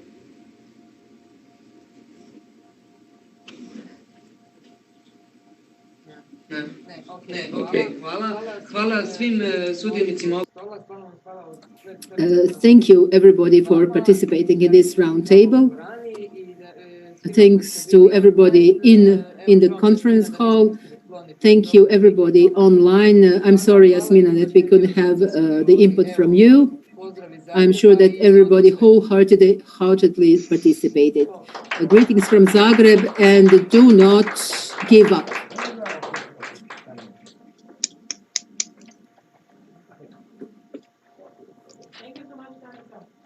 Thank you very much. You were a very good audience. Thank you. Thank you. Bye. Bye. Teams meeting. Yeah. Excuse me, I just checked, please. Sorry. Imam tekst od pristupa. Da znaš, prvi i drugi, da? Aha, onda očito jesam. Dajmo papirče, mi čekaj za tebe. Šta će izgleda, piši gore. Now please join us. Ima, mora biti. Ima, mora biti. Da smo možda premalo stavili. Stavi na moje, stavi tu dole tehničar, pa napiši šta je. Da? Imam, ja. Čekaj samo. Šta se ovdje ovo inače?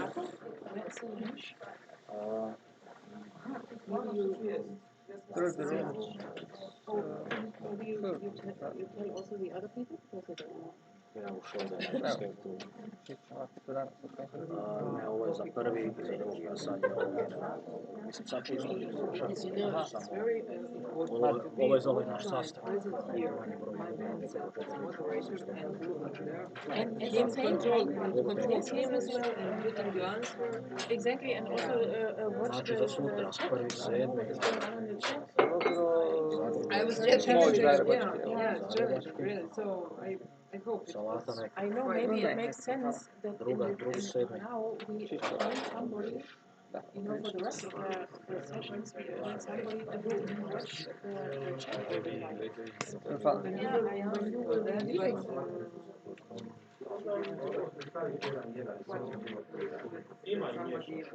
watch